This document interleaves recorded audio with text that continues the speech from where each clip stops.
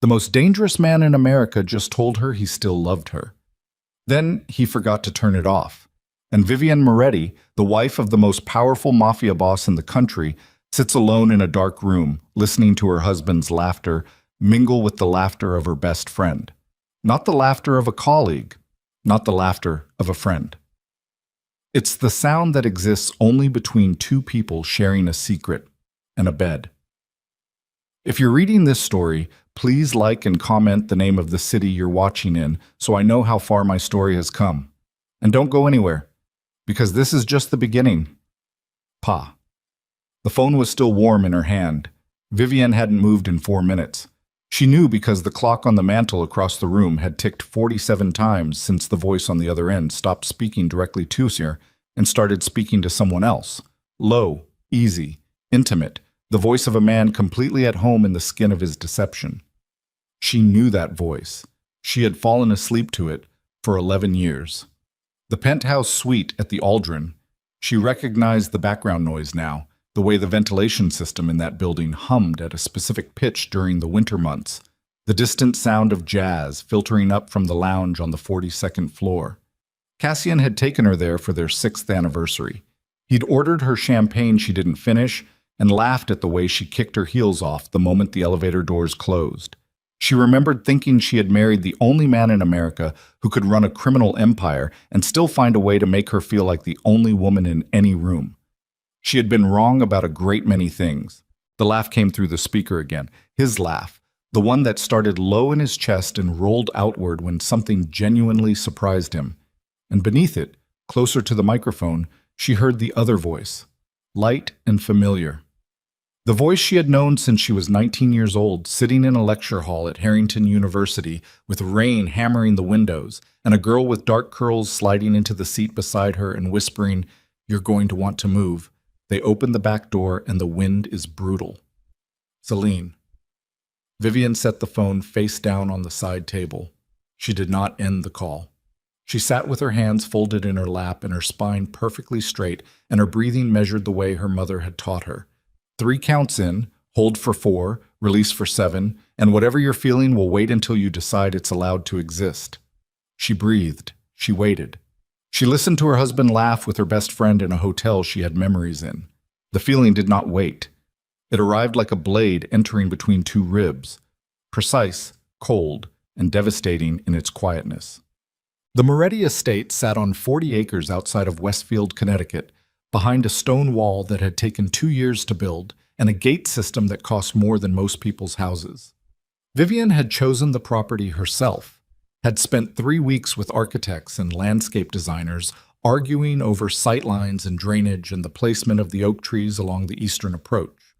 Cassian had told her to do whatever she wanted with it. He'd signed the papers without looking at them and kissed the top of her head and gone back to the city, and she had poured herself into building something that felt like permanence. She had wanted permanence badly in those years. They both had. It was different now. She sat in the library, her library, with her books and her cataloging system and the reading chair she'd had reupholstered twice, until the clock struck 11 and the house had gone completely quiet. The phone on the table had gone dark an hour ago. She didn't know when Cassian had ended the call or if he'd ever realized it had been open. She didn't particularly care. Whatever he'd said after that laugh had not been intended for her, and she had not needed to hear it. She already had what she needed. Not proof, not yet, but something older and colder than proof. She had certainty. The kind that settled into the body and didn't ask permission and didn't leave room for the comfortable lies people tell themselves when the truth is too expensive. She was not confused. She was not catastrophizing. She was not, as Cassian had said to her 3 times in the last year, in that careful, clinical tone he used when he wanted to manage her without appearing to manage her, reading into things. She was a woman who had just heard her husband's laugh in a hotel room with another woman's voice underneath it, and she had known both of them long enough to understand exactly what she was hearing. She pulled the leather journal from the bottom drawer of her desk, the one she'd kept since the miscarriage, because her therapist had told her to write things down, and Vivian had found that writing things down was the only way to keep the grief from becoming something she couldn't control. And she opened it to a fresh page. At the top she wrote, what I know, what I can prove, what I need. Then she sat back and began to think. Hut. Cassian Moretti came home the next afternoon. He moved through the front door the way he always did, coat already off, handed to the attendant before the threshold, jacket unbuttoned, the particular set of his shoulders that meant the city had exhausted him, but he was choosing not to show it. He was 51 years old and still moved like a man who occupied more physical space than his actual body required. Dark hair going silver at the temples, a jaw that had never quite softened with age, the kind of face that made people in rooms look at him before they understood why. She was in the kitchen when he found her, standing at the island with a cup of coffee she wasn't drinking, going through invoices from the estate management company. Normal things. Ordinary posture. She had chosen the kitchen deliberately. It was neutral ground, bright light, no shadows for either of them to hide in. "You're home early," she said, without looking up. "Finished what I needed to finish." He went to the cabinet above the espresso machine and took down a glass. "How was last night?" "Quiet." "I called." "You did." She turned a page. "I didn't pick up. I was tired." He poured water, drank half of it, set the glass down with the particular deliberateness he used when he was choosing not to respond to something. She had catalogued his silences over 11 years, the way a translator catalogues syntax. Each one had a different weight, a different function. This one was, "I know you're lying, and I'm choosing not to press it, because pressing it costs me something." "I've got the commission dinner Thursday," he said.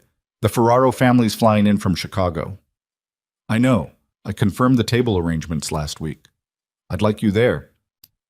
She looked up then, because looking up was what a woman who didn't know anything would do.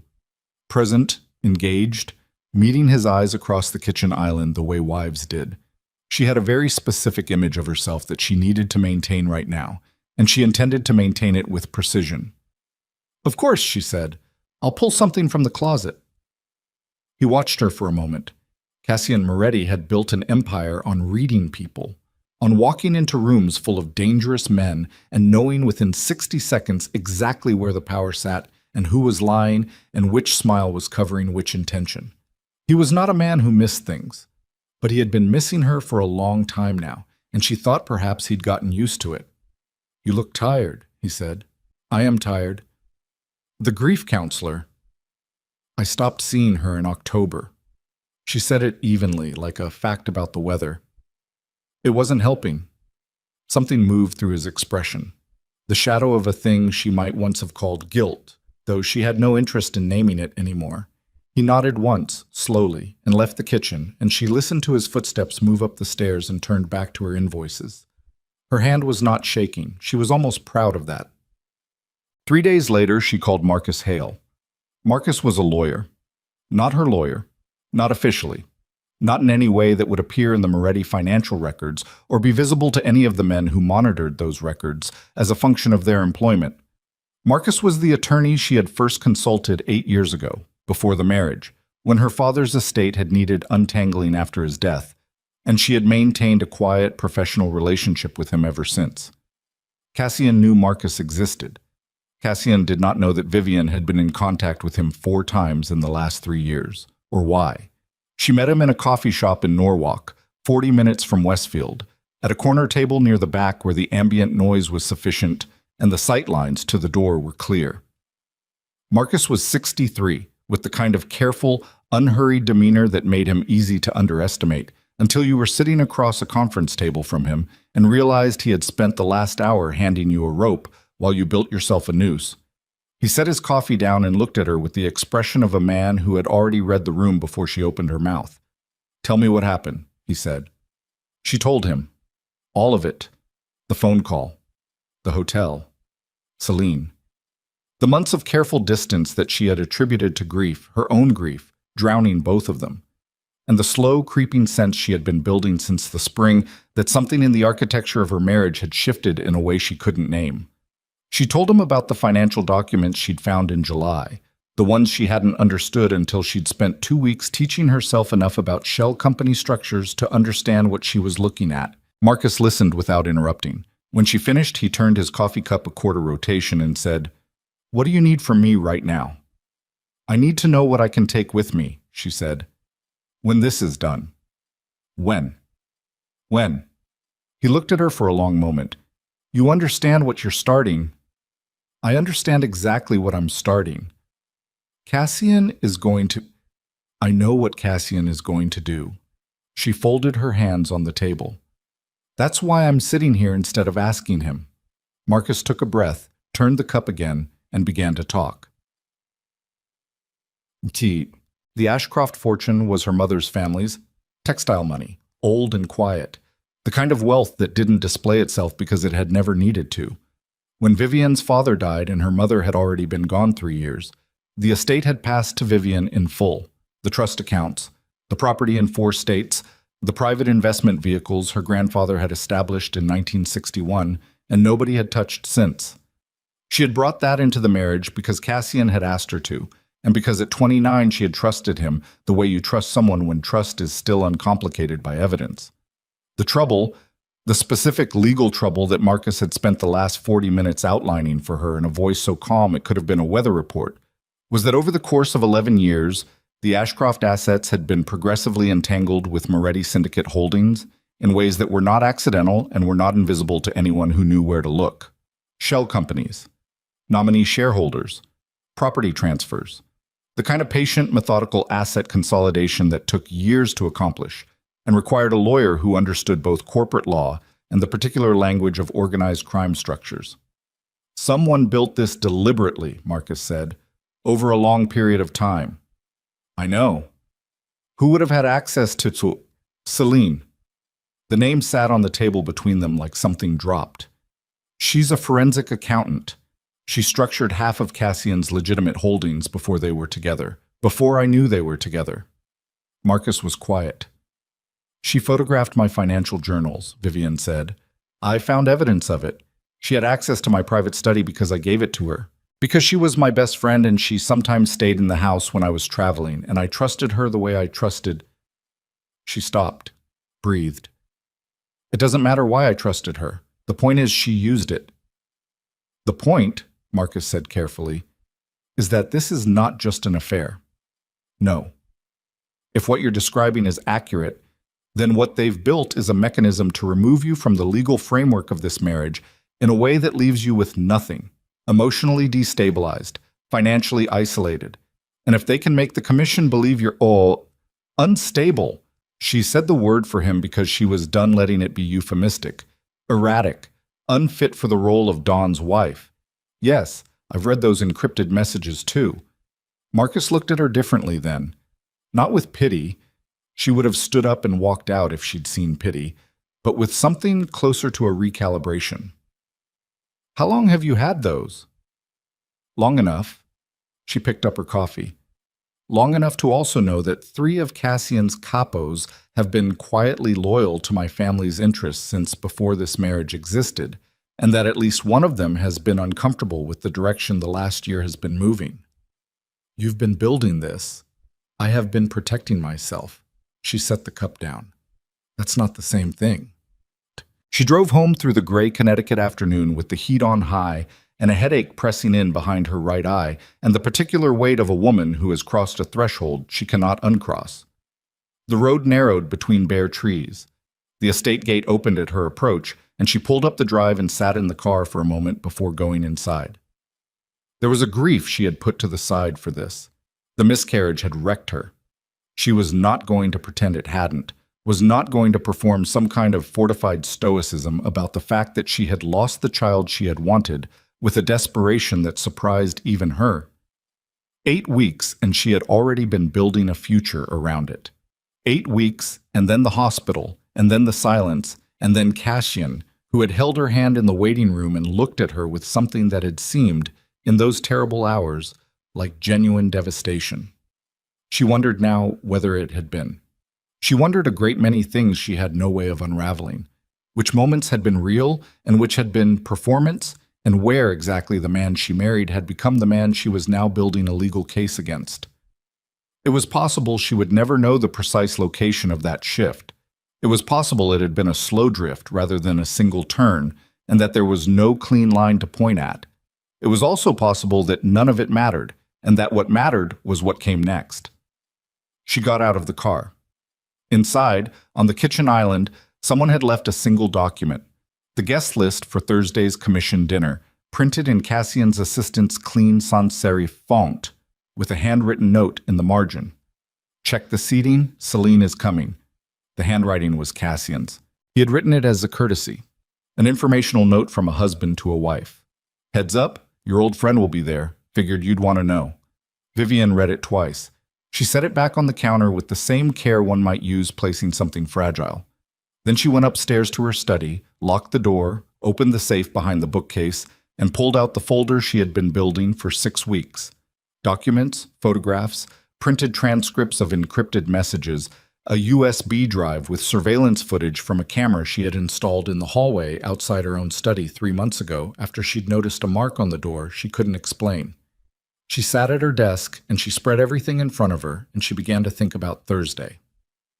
Celine Voss arrived at the Moretti estate at 6:45, 20 minutes ahead of the first commission families, in a black dress that cost what some people paid in rent, her dark curls pinned up the way she always wore them for formal occasions.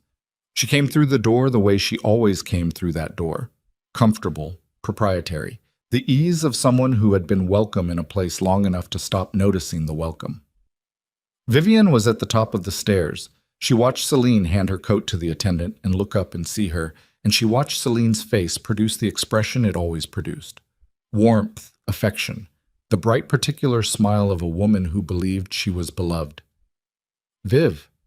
She opened her arms. Vivian came down the stairs and let herself be embraced. She returned it. Celine smelled like the same perfume she'd worn for 10 years, cedar and something floral, clean and distinctive. And Vivian held the hug for exactly the right number of seconds and then stepped back and smiled. "You look incredible," she said. "So do you.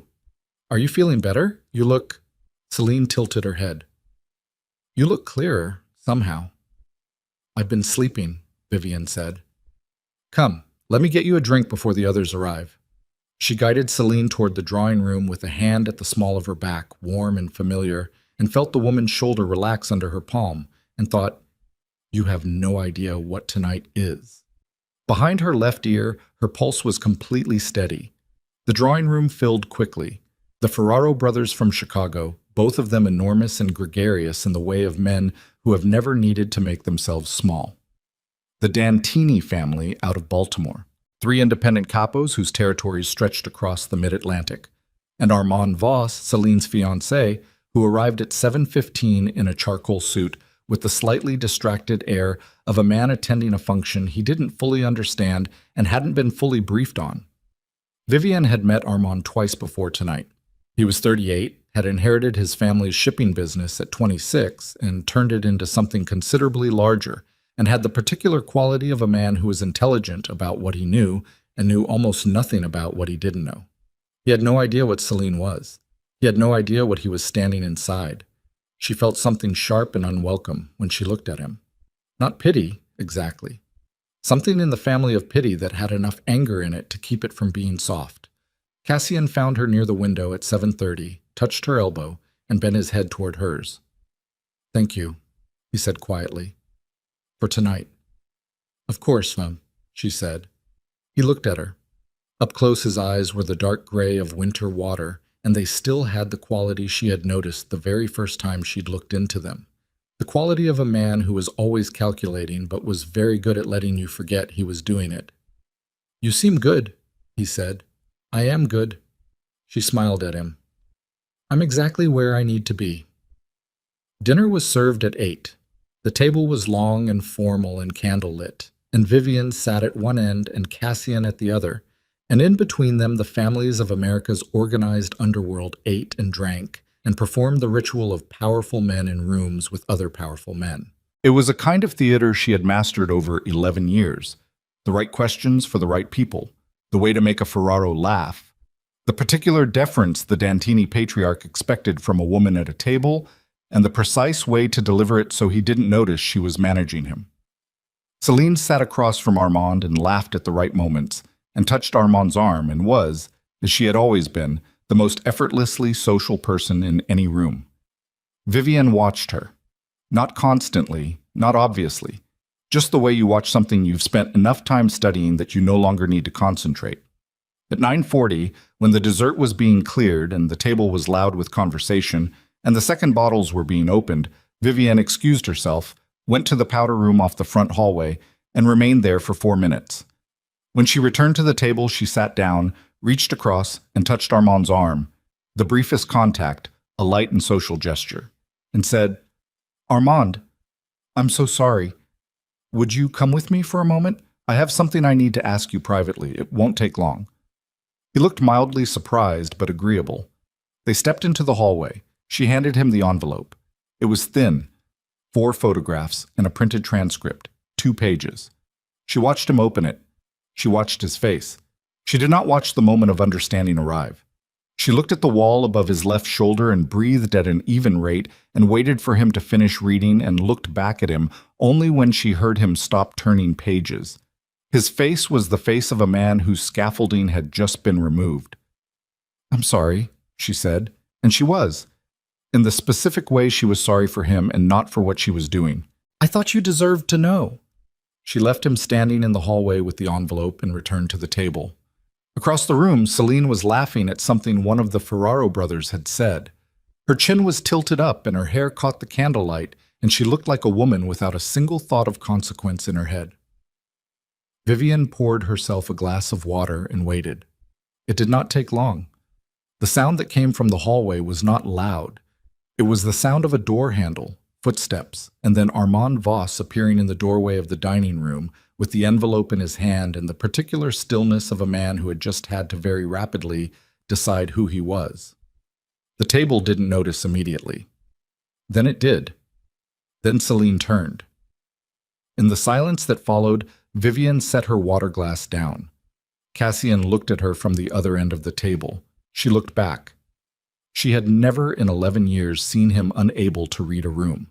He was reading this one now, moving through it fast, calculating, and she watched the precise moment he reached the right conclusion, and she watched his face when he got there, and she held his gaze and didn't move, and for the first time in months she felt something that wasn't grief.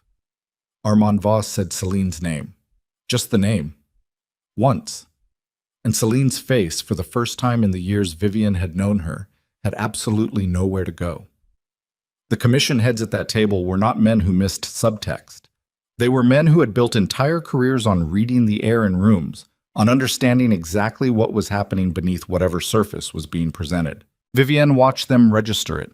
The envelope, Armand's face, Celine's stillness, Cassian at the far end of the table with his jaw locked and his hands flat on the white linen. Old Ferraro, who had known Cassian for 30 years, looked down the table at him with something that was not quite an expression. It was an adjustment, a recalibration of a very specific kind. Vivienne folded her napkin and set it beside her plate. Tomorrow, she thought, she would call Marcus and tell him to file the papers. Tonight, she would remain exactly where she was, at the head of the table she had built, in the house she had chosen, in the life she was not going to surrender quietly, and let the men in this room draw their own conclusions. She reached for her water glass. Her hand was not shaking. It had not shaken once. What she didn't know yet, what she couldn't have known, sitting in that candlelit room while a marriage disintegrated and a reputation cracked, and the most powerful men in the American underworld recalculated everything they thought they understood about the Moretti household, was that Cassian had been on the phone that morning with someone she hadn't identified yet, someone who was not Celine, someone whose number appeared once in the encrypted logs she'd recovered and then was gone, scrubbed with the kind of thoroughness that suggested not carelessness, but the very deliberate removal of a thread. And whoever that thread led to had information about Vivienne that she had never told Cassian. Information she had not told anyone. She would not discover this until it was too late to be surprised by it quietly. She would discover it in the worst possible way, at the worst possible moment, when she was already exposed, already committed, already standing in the open with everything she had built laid out for the commission to examine. But that was not tonight. Tonight, she was winning. Armand Voss left the dining room at 9:53. He didn't make a scene. That was the thing nobody at the table would talk about afterward, but all of them would remember.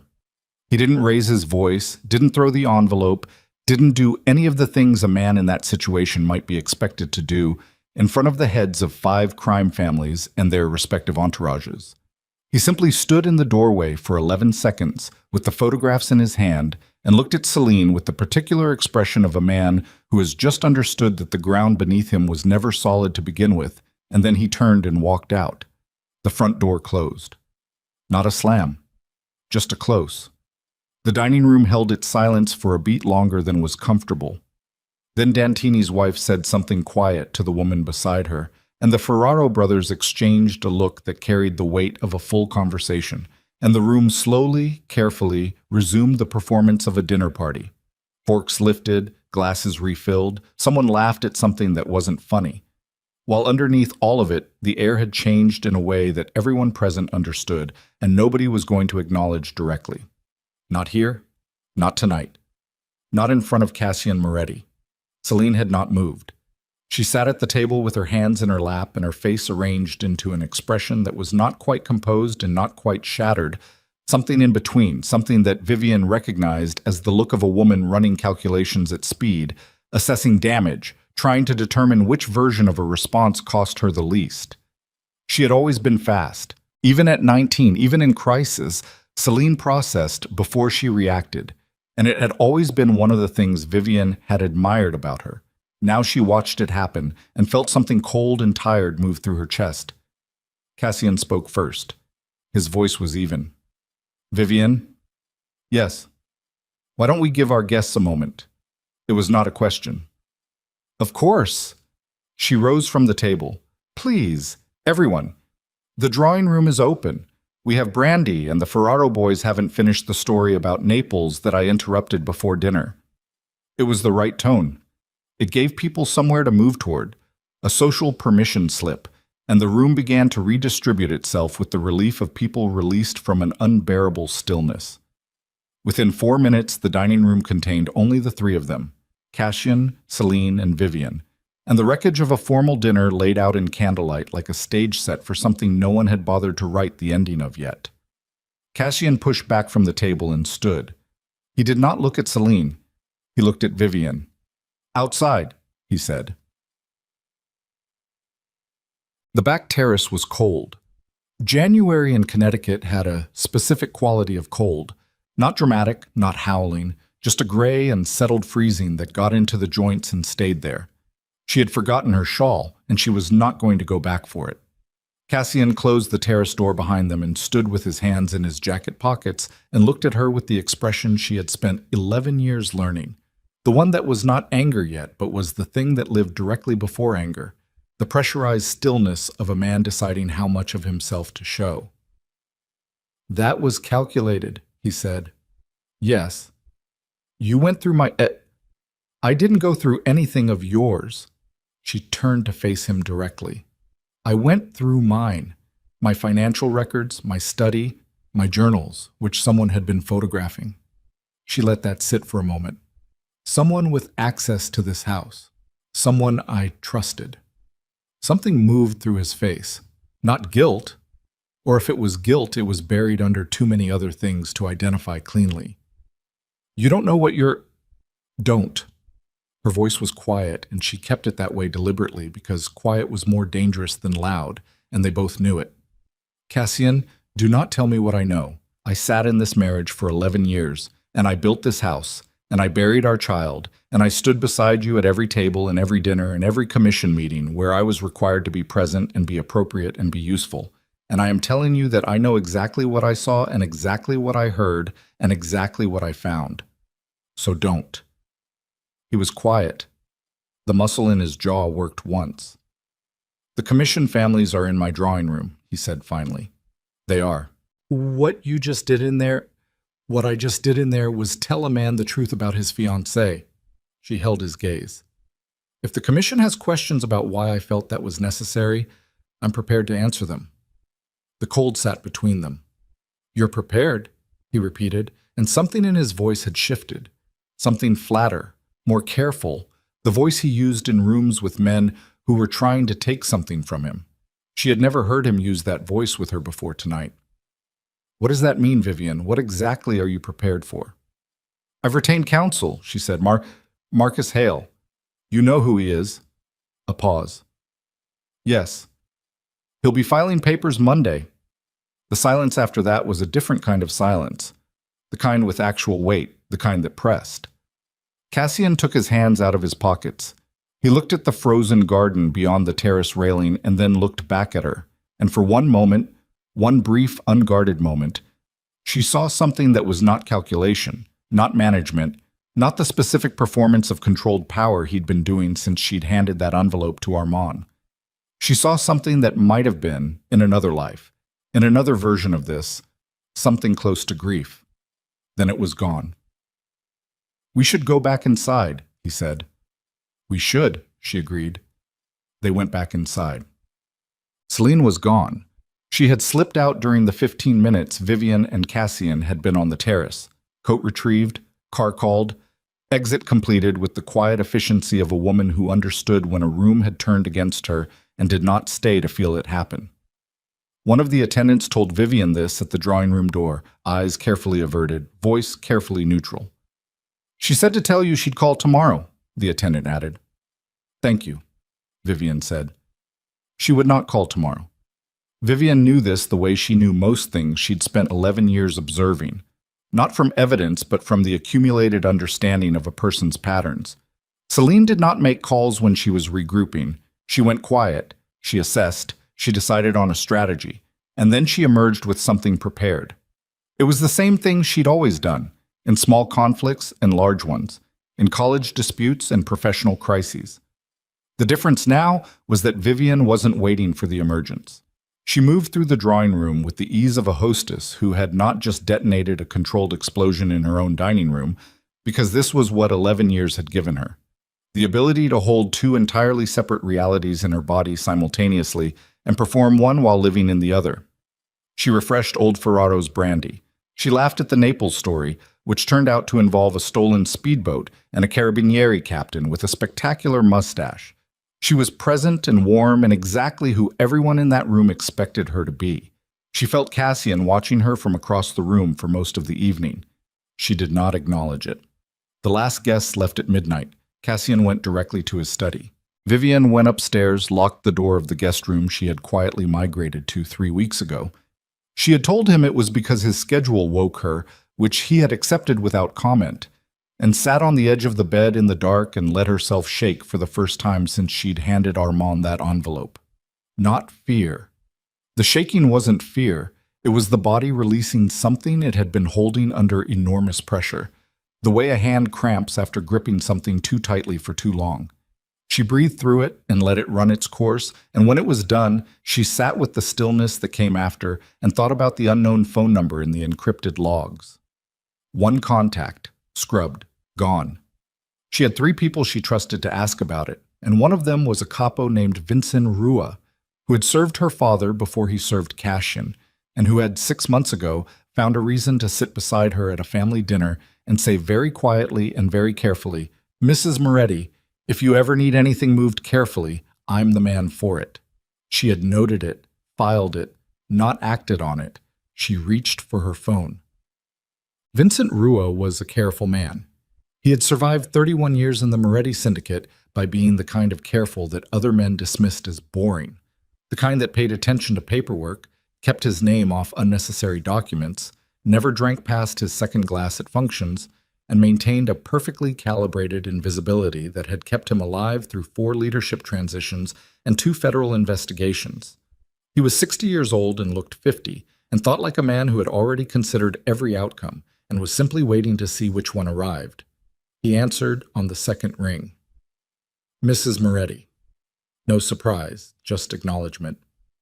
"I need to show you something," she said. "Not by phone. Tomorrow morning. There's a hardware store on Cullen Road in Darien. I'm there at 9 most Saturdays. I'll find it." He hung up before she did. "What?" The hardware store smelled like machine oil and sawdust, and the particular cold of a building that had been heated inconsistently for decades. Vincent was examining cabinet hinges when she walked in, and he did not look up, and she walked to the adjacent aisle and pretended to read the back of a package of weather stripping. "The number," she said quietly without looking at him. "In the encrypted file, the one that was removed." "I know the number," he said. She waited. That's Dominic Reyes, Vincent said. He runs federal liaison, not officially. Nothing Reyes does is official. But he's the man who handles the commission's relationship with certain people in the Justice Department. When the families need something made quiet, or when the government needs something made accessible, Reyes is the conversation. The weather stripping was very interesting. She looked at it carefully.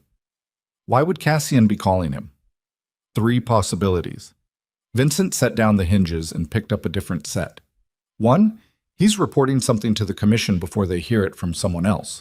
2, he's making a preemptive arrangement about assets, the kind you make when you're anticipating a legal action and you want certain things protected before the papers are filed.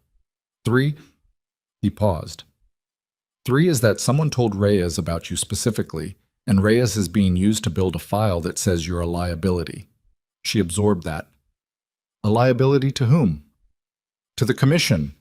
If they believe the Don's wife is a unpredictable element, someone who might be moved to make decisions that could expose the syndicate, someone who needs to be managed.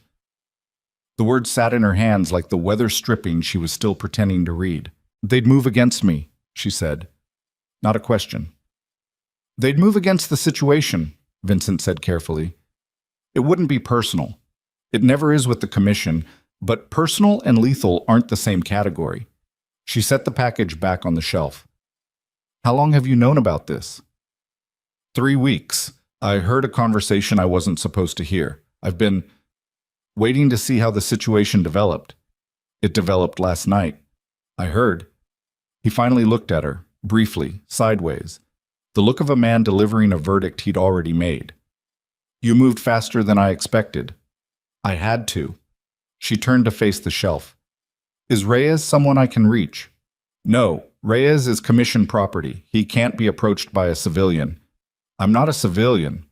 You're not a Don either, not yet. He set the hinges in his basket. But the men who could make that case to the commission, there are 3 of them who would listen. 2 of them owe your father a debt they've never had an occasion to repay. Those debts don't expire. She breathed in the oil and sawdust smell of the hardware store and thought about her father, a man who had moved through the edges of this world without ever being consumed by it, who had cultivated relationships across every territory in the country because he believed that relationships were the only currency that didn't devalue. He had told her once, when she was 16 and had asked him why he spent so much time at dinners with men she found frightening.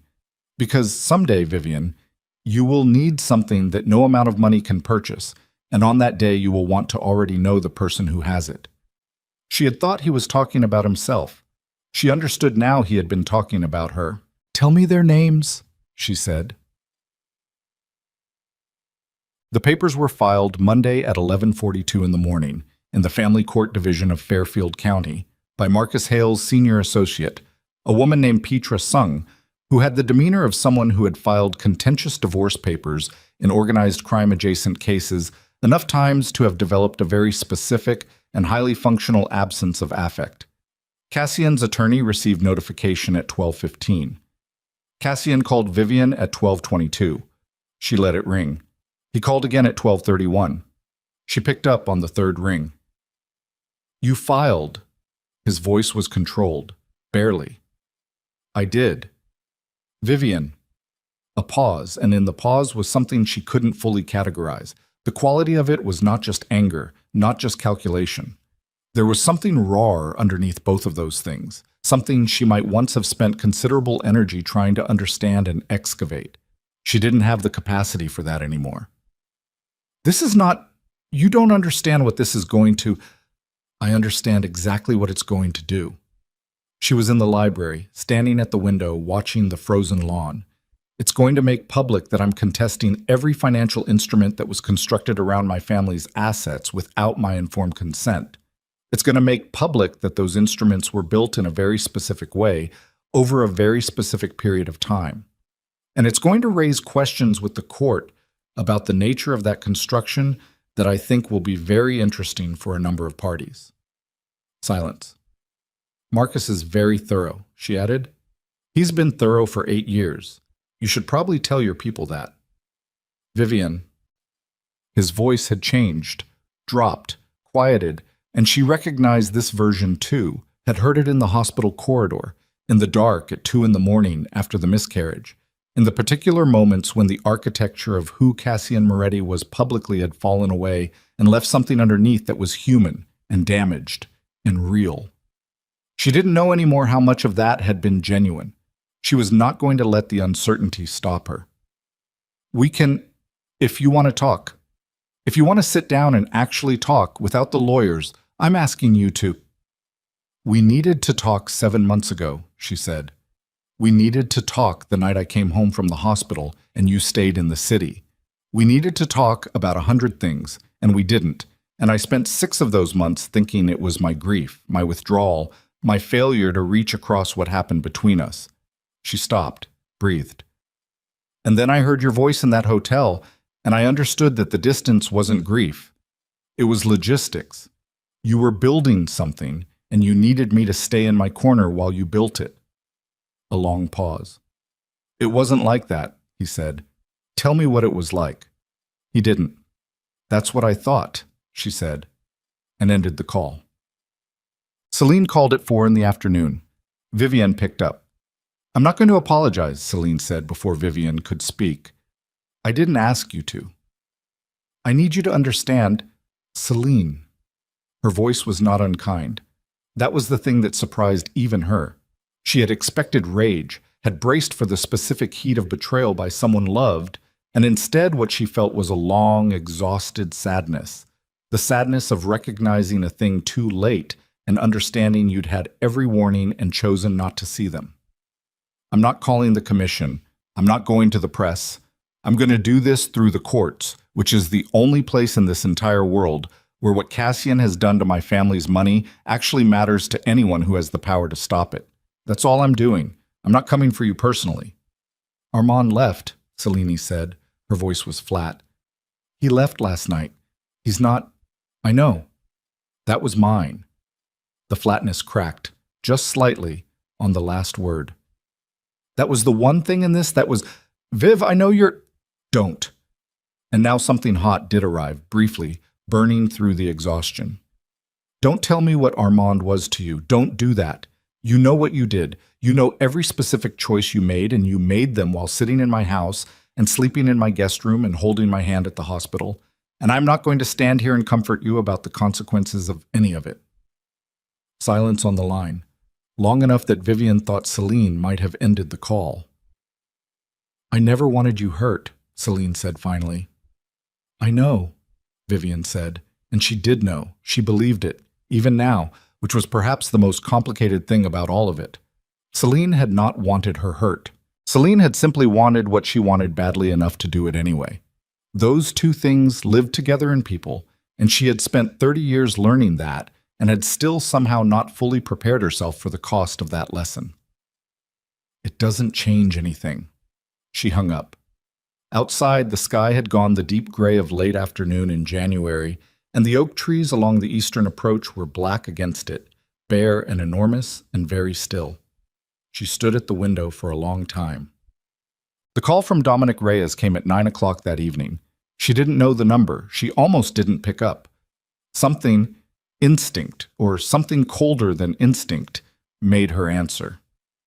Mrs. Moretti.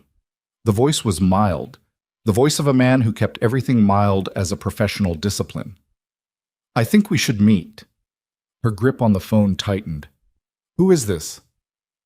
Someone who's been following recent events with considerable interest.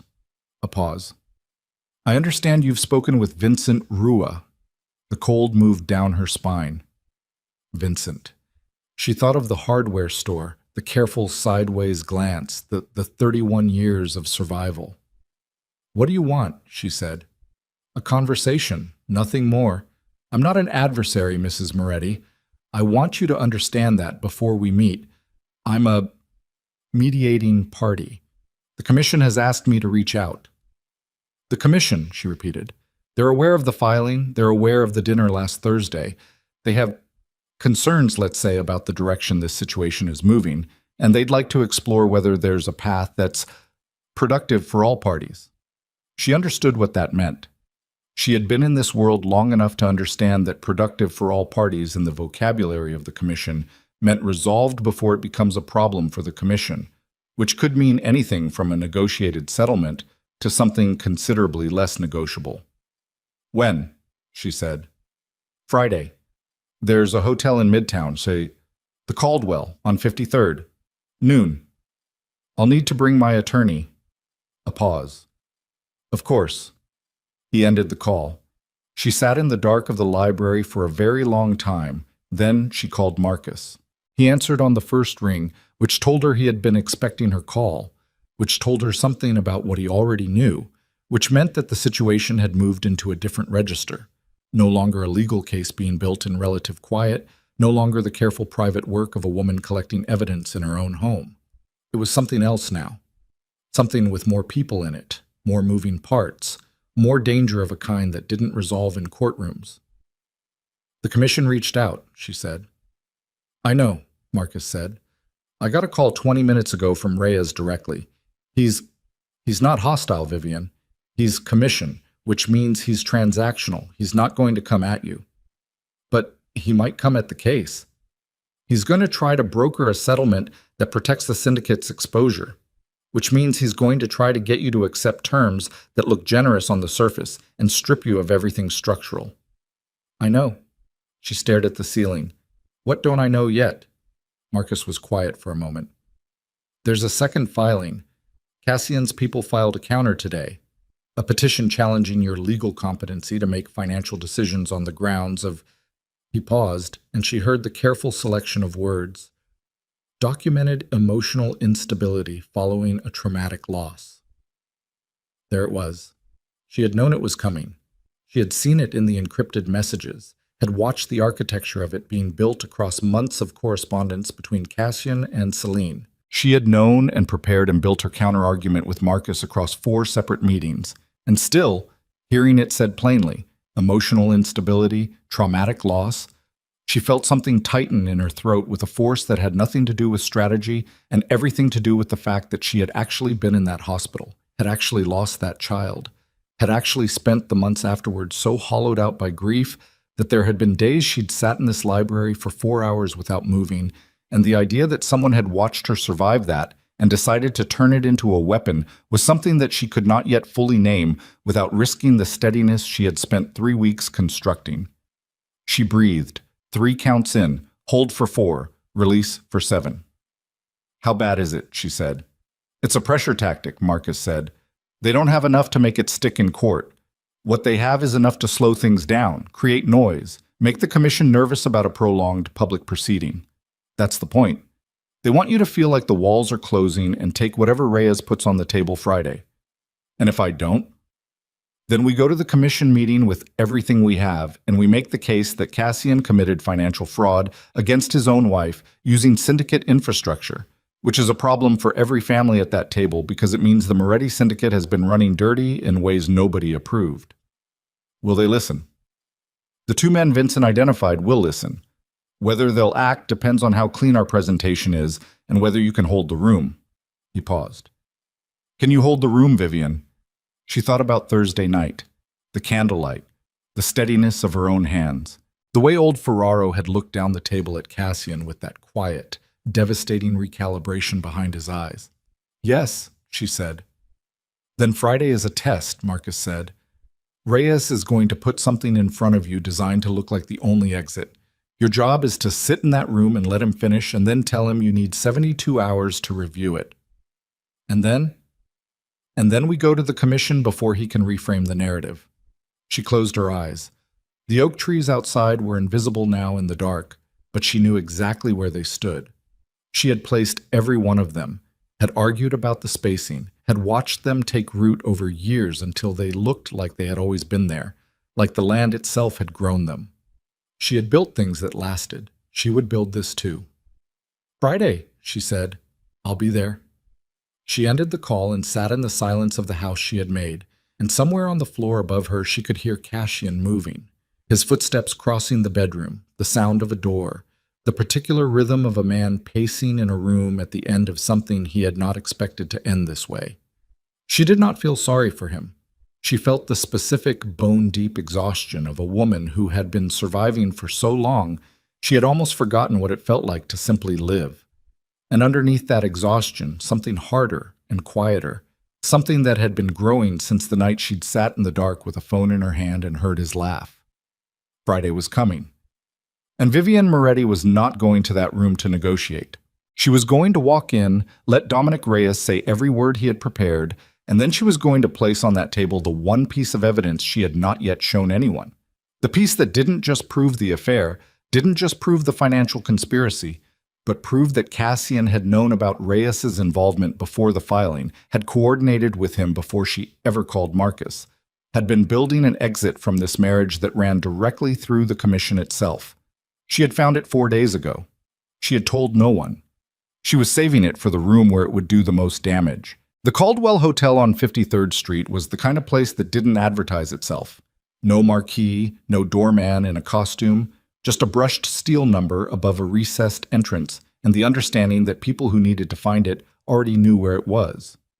Vivian arrived 12 minutes early in a car she'd arranged herself, not one of the Moretti vehicles, and sat in the lobby with Marcus beside her and a cup of coffee she didn't drink, and watched the room the way Cassian had taught her to watch rooms, which was the particular irony she chose not to examine too closely.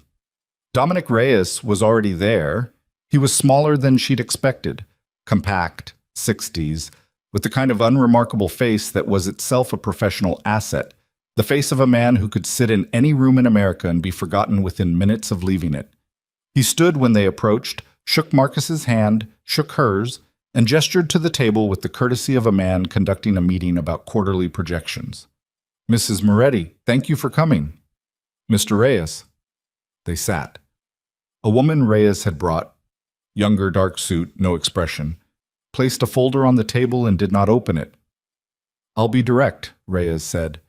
"The commission appreciates directness, and I think you do too, so." He folded his hands. "The situation as it currently stands creates exposure for a number of parties that extends well beyond your marriage. The financial structures in question, and I'm not here to debate their origin or intent, that's a matter for the courts if it gets that far. Those structures touch 7 separate syndicate operations across 4 states. Any prolonged legal discovery process creates a visibility problem that the commission is not willing to accept." That sounds like a problem Cassian should have considered before he built them," Vivian said. Reyes looked at her with the mild, attentive expression of a man who had been said things to across tables for 40 years and had long ago stopped being moved by any of them. "Perhaps. Nevertheless, the situation is what it is. The commission is prepared to offer the following." He nodded to the woman, who opened the folder and slid it across the table. "Full release of the Ashcroft Trust accounts. Unencumbered, return to your sole control. A cash settlement of $14 million, structured as a spousal distribution, non-taxable. The property in Vermont and the Connecticut estate transferred to your name outright. In exchange, the divorce proceeds as uncontested. All discovery requests are withdrawn, and you agree to a non-disclosure regarding the nature of any syndicate financial instruments you may have encountered during the marriage." Marcus had the folder. He was reading it with the careful neutrality of a man who had trained himself not to react to numbers. Vivian looked at Reyes. "And the competency petition?" "Withdrawn. Immediately. Unconditionally." "That's a generous offer," Marcus said, without looking up. "The commission is motivated to resolve this cleanly," Reyes said. Vivian picked up her coffee, remembered she didn't want it, set it back down. She looked at the folder. $14 million. The estate. The trust. On paper, it looked like winning. On paper, it was more than most people in her position would have been given, more than she would have had if she hadn't filed, more than Cassian had intended her to walk away with when he and Celine had begun building the competency case. On paper. "I need 72 hours to review it," she said. Reyes nodded, once with the air of a man who had expected exactly that. "Of course. I'll need your answer by Monday noon." "You'll have it." They shook hands. Reyes and the silent woman left first. Marcus waited until they were through the lobby doors before he turned to her. "It's structured to look complete," he said quietly. "The trust release is real. The estate transfer is real. But the NDA covers anything you might use in a future proceeding. including the evidence about Reyes's own involvement with Cassian pre-filing. If you sign this, you lose the ability to ever bring that forward. I know. They're buying your silence about the Commission's role, not just Cassian's. I know, Marcus. He was quiet for a moment. The meeting with the two capos, it's still set for Sunday. It's still set for Sunday, she confirmed. She picked up her bag and stood and walked out of the Caldwell into the January cold, and the air hit her face like a judgment, and she kept walking. Sunday arrived with freezing rain. The meeting was in a restaurant in Bridgeport that had been closed for renovations for 6 weeks. A useful fiction maintained by a capo named Enzo Mara, one of the two men Vincent had named as carrying debts to her father's memory. The other was a man named Saul Pittman, who ran 3 territories in the Mid-Atlantic and who had the quality of a man who said very little and meant every word of it. Vincent was already inside when she arrived. Mara she recognized. She had met him twice at commission dinners. A wide-shouldered man in his late 60s with a white beard he kept trimmed close, and hands that had done things she did not require the details of.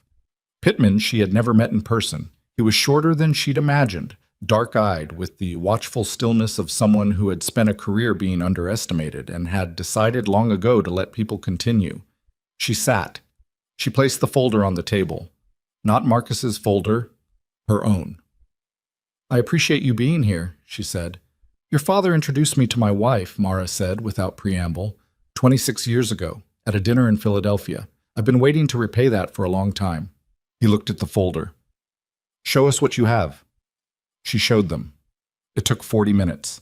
She walked them through the financial instruments, the shell company chain, the asset consolidation timeline, and then she showed them the encrypted correspondence, the surveillance footage from her study hallway, the photographs of Celine entering and exiting, and finally the last piece, the phone record and the content reconstruction that placed Dominic Reyes in direct coordination with Cassian Moretti 11 days before she had filed for divorce. 11 days before she had told anyone outside of Marcus that she was planning to file, which meant Cassian had known, which meant someone had told him. Pittman leaned forward when she got to that part. "Where did you get the content reconstruction?" "A forensic communications analyst," she said, "someone Marcus retained. The messages were scrubbed, but the metadata wasn't fully cleaned. Timestamps, routing nodes, the structure of the exchange. The analyst can testify to the methodology." And Reyes's name appears. His routing identifier appears. His name appears in one message that wasn't fully overwritten. She turned the page toward them. "It's there." Pittman looked at it for a long time. Then he looked at Mara. Something passed between them that was not a conversation but functioned as one. "If we bring this to the full commission," Mara said slowly, "we're not just talking about Cassian's domestic situation. We're talking about Reyes operating outside his mandate. We're talking about a Don using commission resources to manage a private legal threat to his own position." "Yes," Vivian said. "That's a different category of problem." "Yes," she said again. "That's why I'm here." She drove back to Westfield in the freezing rain with the wipers working hard, and her headlights turning the road into something narrow and uncertain. And she was 40 minutes from the estate when her phone rang through the car speakers, and she answered without looking at the number because Marcus sometimes called from numbers she didn't have stored. It was not Marcus. "Vivienne." The voice was Celine's, but wrong, stripped of the social smoothness, compressed to something she barely recognized. "I need to tell you something. I need you to listen and not hang up." Every nerve in her body went alert. "I'm listening." "They know about Sunday." A pause filled with the sound of Celine breathing too fast. "Cassian knows about the meeting. He knows about Mara and Pittman. He has someone inside. I don't know who. I swear to you, I don't know who, but he had the information this morning and he's already—" Her voice broke slightly, caught itself. "He's already called Reyes. They're moving to reframe the Sunday meeting as you coordinating an insurrection against the Commission's authority. They're going to present it to the full Commission as you attempting to use capos to undermine a Don's legitimate authority structure." The road ahead, the rain, the wipers. "Celine." Her voice was very steady. She was proud of that and frightened of that in equal measure. Why are you telling me this? A long silence. Because what he did to you is what he was eventually going to do to me. The words came out flat, without drama, the flatness of something true. I understand that now. I understood it when I saw Armand's face in that hallway. I was always going to be useful, and then I was going to be a problem to be managed. I was too far in to see it clearly. Another pause. I'm sorry. I know it doesn't, Vivian said, but tell me everything you know.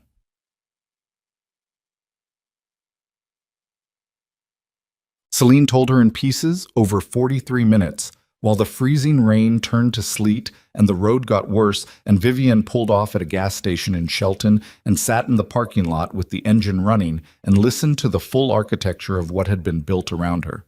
It was worse than she had known. The competency case was not just a pressure tactic. It had been filed with supporting documentation, a psychological assessment conducted by a therapist Vivian had seen for 4 sessions after the miscarriage. A woman named Dr. Carol Ames, who had apparently provided a written evaluation that Celine had helped Cassian's attorneys obtain through means that were, at minimum, a profound violation of professional ethics, and at most, something considerably more criminal. The evaluation characterized Vivian as exhibiting signs of complicated grief disorder, impaired judgment, and a pattern of paranoid ideation. She said I was paranoid, Vivian said when Celine reached that part. Cassian's attorneys have it. It's already been filed as a supporting exhibit. I saw that woman 4 times. I talked to her about losing the baby. Her voice had gone very quiet. I talked to her about losing the baby and I know. Celine's voice was tight with something that might have been shame or might have been fear or might have been both at once. Vivian, I didn't know about the therapist until last week. I want you to know that. I helped with the financial structuring, and I helped build the commission narrative, but I did not know about Dr. Ames.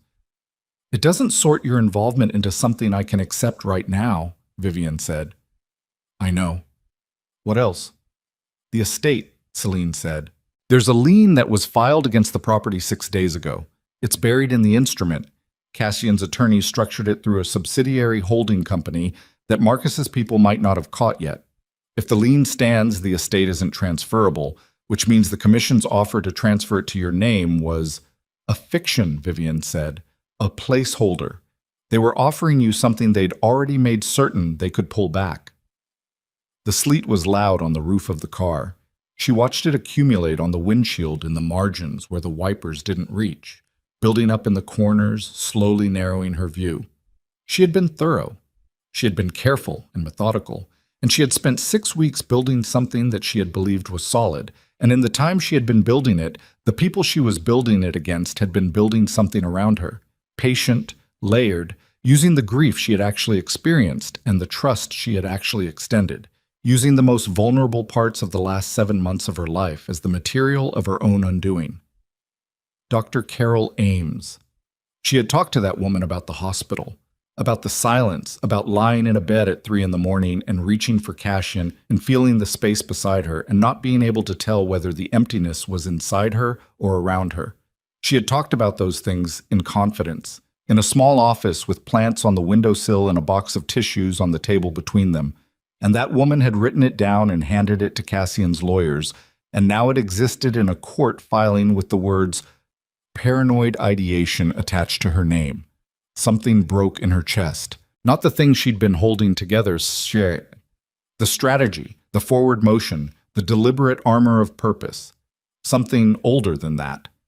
The part of her that had walked into that therapist's office genuinely trying to survive her own grief, genuinely believing that asking for help was not a vulnerability that could be turned into a weapon. She sat with it for 30 seconds. Exactly 30 seconds. Then she picked up her phone and called Marcus. They have a psychological evaluation, she said when he answered. Dr. Carol Ames, 4 sessions post-miscarriage. It's filed as a supporting exhibit in the competency petition. A pause. How did they get access to... That's the second conversation. First conversation is this.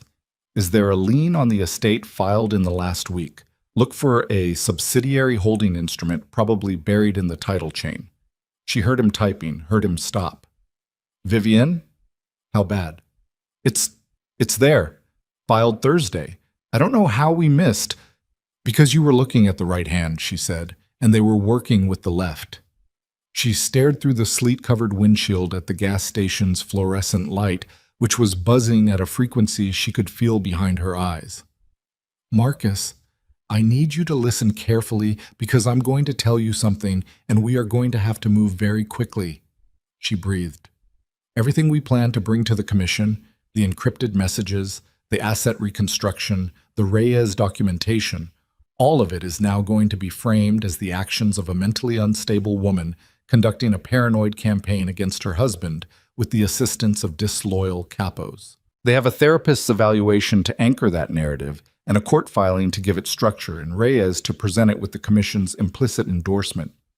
Then we need to move the commission meeting up, Marcus said, before they can present their version first.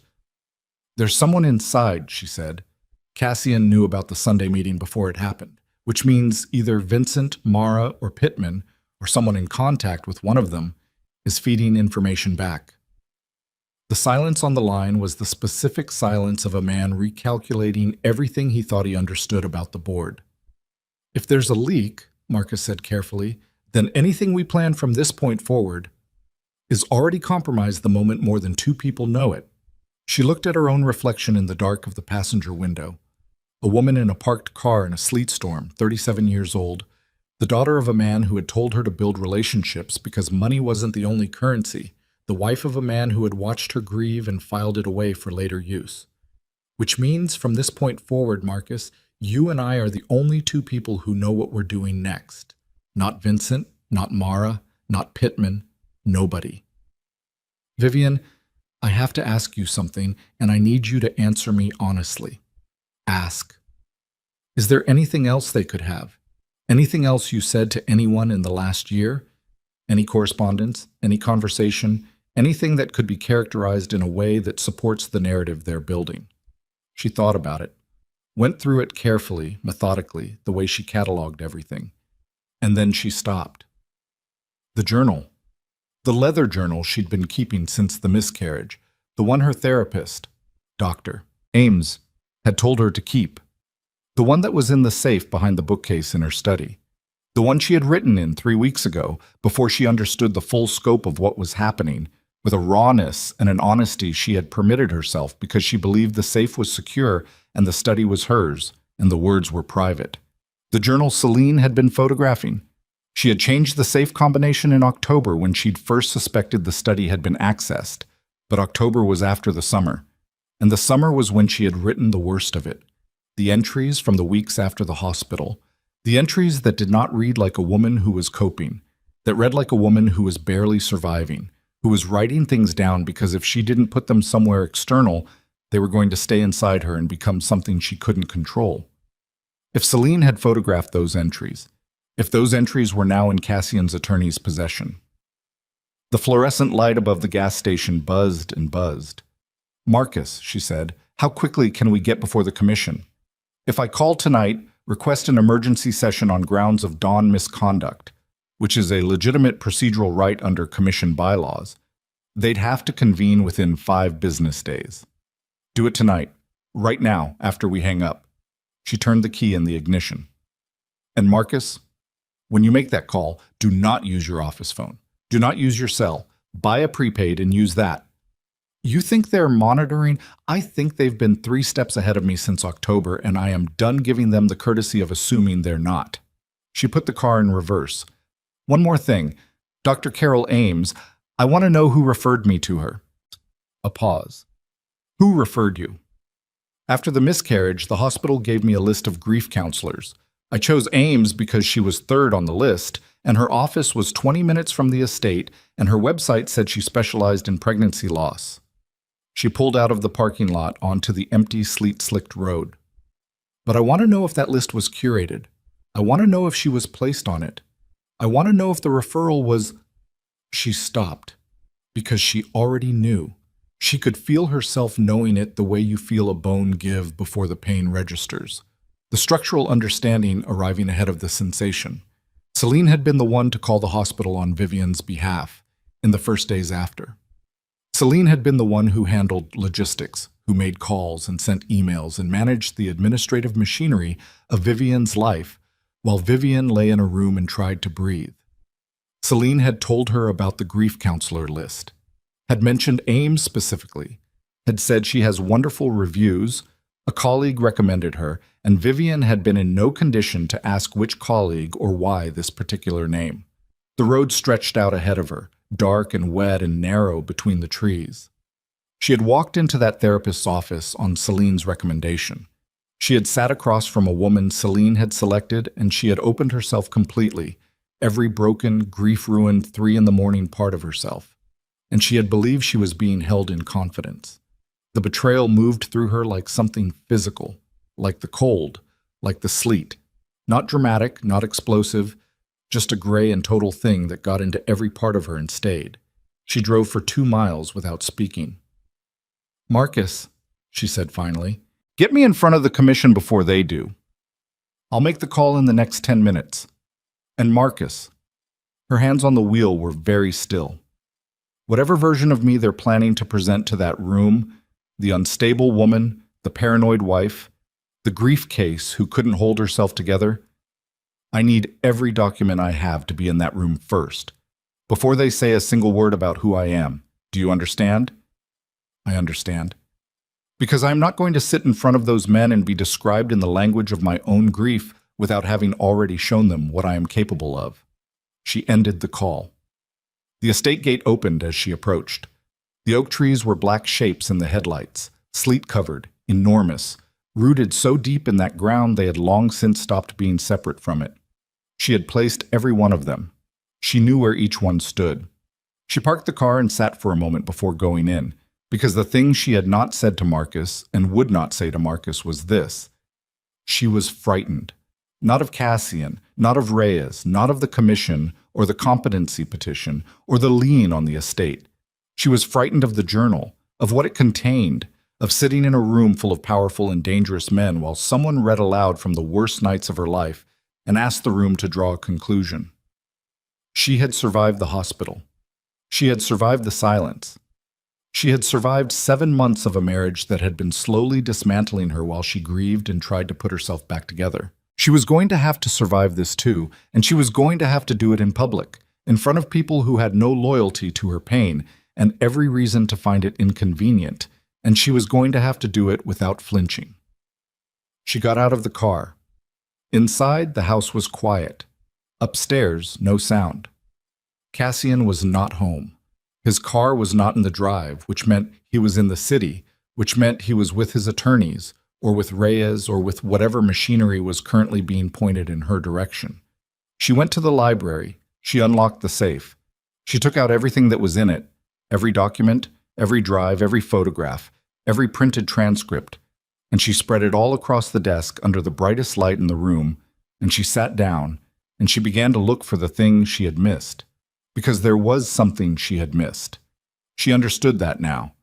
There had been a move made that she hadn't seen, a piece of the architecture she hadn't identified, and it had been there the whole time inside what she thought was her own preparation, and she was going to find it before Monday morning if she had to sit at this desk until the sleet stopped and the sun came up and burned away every shadow in this room.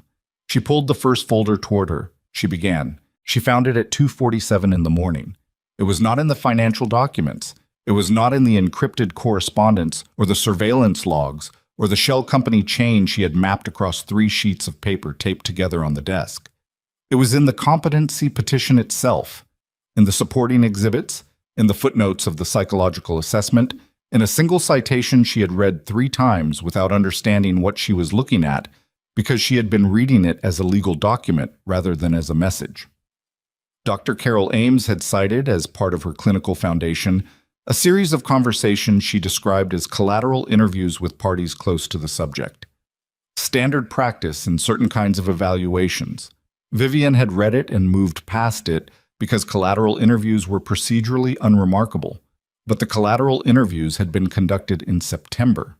Vivian had seen Dr. Ames for the last time in August, which meant the collateral interviews, the conversations with parties close to the subject that had shaped the evaluation's conclusions, had happened after Vivian stopped seeing the therapist, had happened without Vivian's knowledge or consent, had happened in a window that, when she cross-referenced it against the encrypted correspondence timeline, sat directly between Cassian's first call to Reyes and the construction of the competency petition framework. The collateral interviews were the foundation. Whatever had been said in them by whoever had sat across from Dr. Ames and described Vivian in the language that ended up in that evaluation, that was the load-bearing wall of the entire case against her. She needed to know who had been in those interviews. She picked up her phone. It was 2:47 in the morning, and she called Marcus, and he answered in 2 rings because Marcus had apparently also not slept. "The collateral interviews in the Ames evaluation," she said. "September. After I stopped seeing her. I need the names of whoever she spoke to. Those would be protected under—" "I know what they're protected under. I need you to file a motion to compel disclosure on grounds that the evaluation is being used as legal evidence in a proceeding, and the subjects of that evidence have a right to confront the basis of claims made against them. File it first thing Monday. I need those names before the commission session." "Vivian, the commission session is Wednesday." Marcus's voice had the compressed quality of a man managing 17 things at once at 3 in the morning. "If I file Monday and they contest, then we go in Wednesday without the names and we argue the evaluation should be excluded on procedural grounds because the collateral interview subjects are unidentified." She pressed 2 fingers to the space between her eyebrows. "Either way, I want the motion filed. Make them respond to something." "All right. One more thing." She looked at the papers spread across the desk. The whole map of it, everything she had built and everything that had been built against her, layered on top of each other like 2 cities occupying the same coordinates. "The thing I missed, the piece I couldn't find." She stopped. "Tell me." "It's the journal. I know it's the journal, but it's not just that Celine photographed it. It's that they've had it long enough to have it analyzed, professionally analyzed, the way you'd analyze a document for a legal proceeding. Which means somewhere there is an expert who read my private journals and produced an opinion about what they mean, and that opinion is going to be in that commission room whether I bring it there or not." She breathed. "I need someone who can counter that. A forensic psychologist who can look at the same material and produce a different framework." Silence. "That's a 48-hour turnaround," Marcus said. "Then start in the next 10 minutes. She ended the call. She sat in the library with the sleet finally gone quiet outside and the house completely still, and the documents spread around her like the territory of a war she had been fighting longer than she'd known she was in it. And she thought about Wednesday, and she thought about the room, and she thought about what it was going to take to walk into it and hold it. Then she straightened the papers and went to make coffee, because there was no version of this that got easier if she sat still. Monday arrived gray and hard. Marcus filed 4 motions before noon: the compelled disclosure on the collateral interviews, a challenge to the lien instrument on procedural grounds, a formal objection to the competency petition's admissibility as a prejudicial filing in an ongoing civil proceeding, and a 5th document that was not a motion but a notification, a letter to the Commission's administrative body filed through the correct procedural channel, formally requesting an emergency session under Article 9 of the Commission's governing bylaws, citing evidence of Adon's misuse of Commission resources and infrastructure for personal legal advantage. Article 9 was not invoked often. In the last 30 years it had been used 4 times. Each time the Don in question had not emerged from the session in the same position he had entered it. Cassian's attorneys responded to the Article 9 notification at 3 in the afternoon with a counterfiling that characterized the request as procedurally improper and the underlying claims as fabricated by a party acting in bad faith. It was a standard response, the legal equivalent of covering ground rather than holding it, and Marcus called to tell her this, and she could hear in his voice that he thought they were marginally ahead. She did not feel ahead. She felt like a woman standing in the middle of a road, watching 2 vehicles approaching from opposite directions and calculating which one to step toward. Vincent Rua called at 4. She let it go to voicemail, then listened. "Mrs. Moretti, I've been made aware of some concerns about the Sunday meeting. I want you to know that whatever you've heard, my loyalty has not changed. I'd like to speak with you directly. Please call me back." She did not call him back. She did not know if Vincent was the leak. She did not know if Mara was the leak, or Pittman, or someone adjacent to all three of them. What she knew was that she had told Marcus she was operating with a closed circle, and she had meant it, and the part of her that wanted to believe Vincent, that wanted the version of this where his 31 years of careful loyalty to her father's memory were real and the loyalty had passed to her. That part was going to have to wait until Wednesday to find out. Trust was a thing she would recalibrate when she had the time.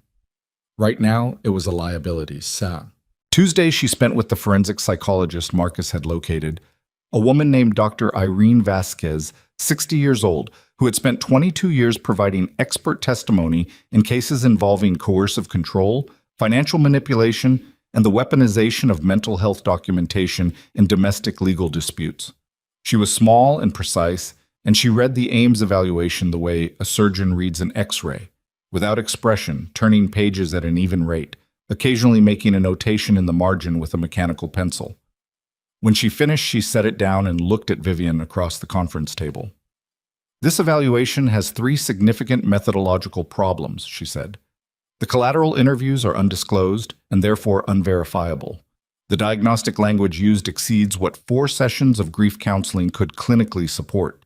And the framing throughout conflates appropriate trauma response with pathological instability in a way that reflects the evaluator's conclusion rather than her clinical findings. She tapped the cover page once.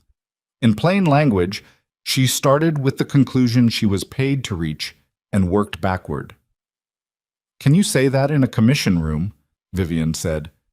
Dr. Vasquez looked at her with the steady attention of a woman who had said hard things in difficult rooms for 2 decades. "I can say it anywhere." "Wednesday," Vivian said. "Can you be there Wednesday?" "I'll be there." Chitamos. Wednesday morning. She dressed in the guest room, the room she had moved into quietly, weeks ago, as a precaution she had told herself was practical. Navy. Simple. The pearl earrings her mother had left her, small and specific and carrying the particular weight of inherited things. She stood at the window for a moment before going downstairs. The oak trees were still. The frozen lawn was pale in the early light. It was 6:40, and she had not slept more than 3 hours, and her eyes felt scraped clean, and her hands, she looked at her hands, were not shaking. She went downstairs. Cassian was in the kitchen. She had not seen him since Thursday's dinner. He had been at the city apartment, and she had not sought contact, and their attorneys had conducted all communication through the appropriate channels.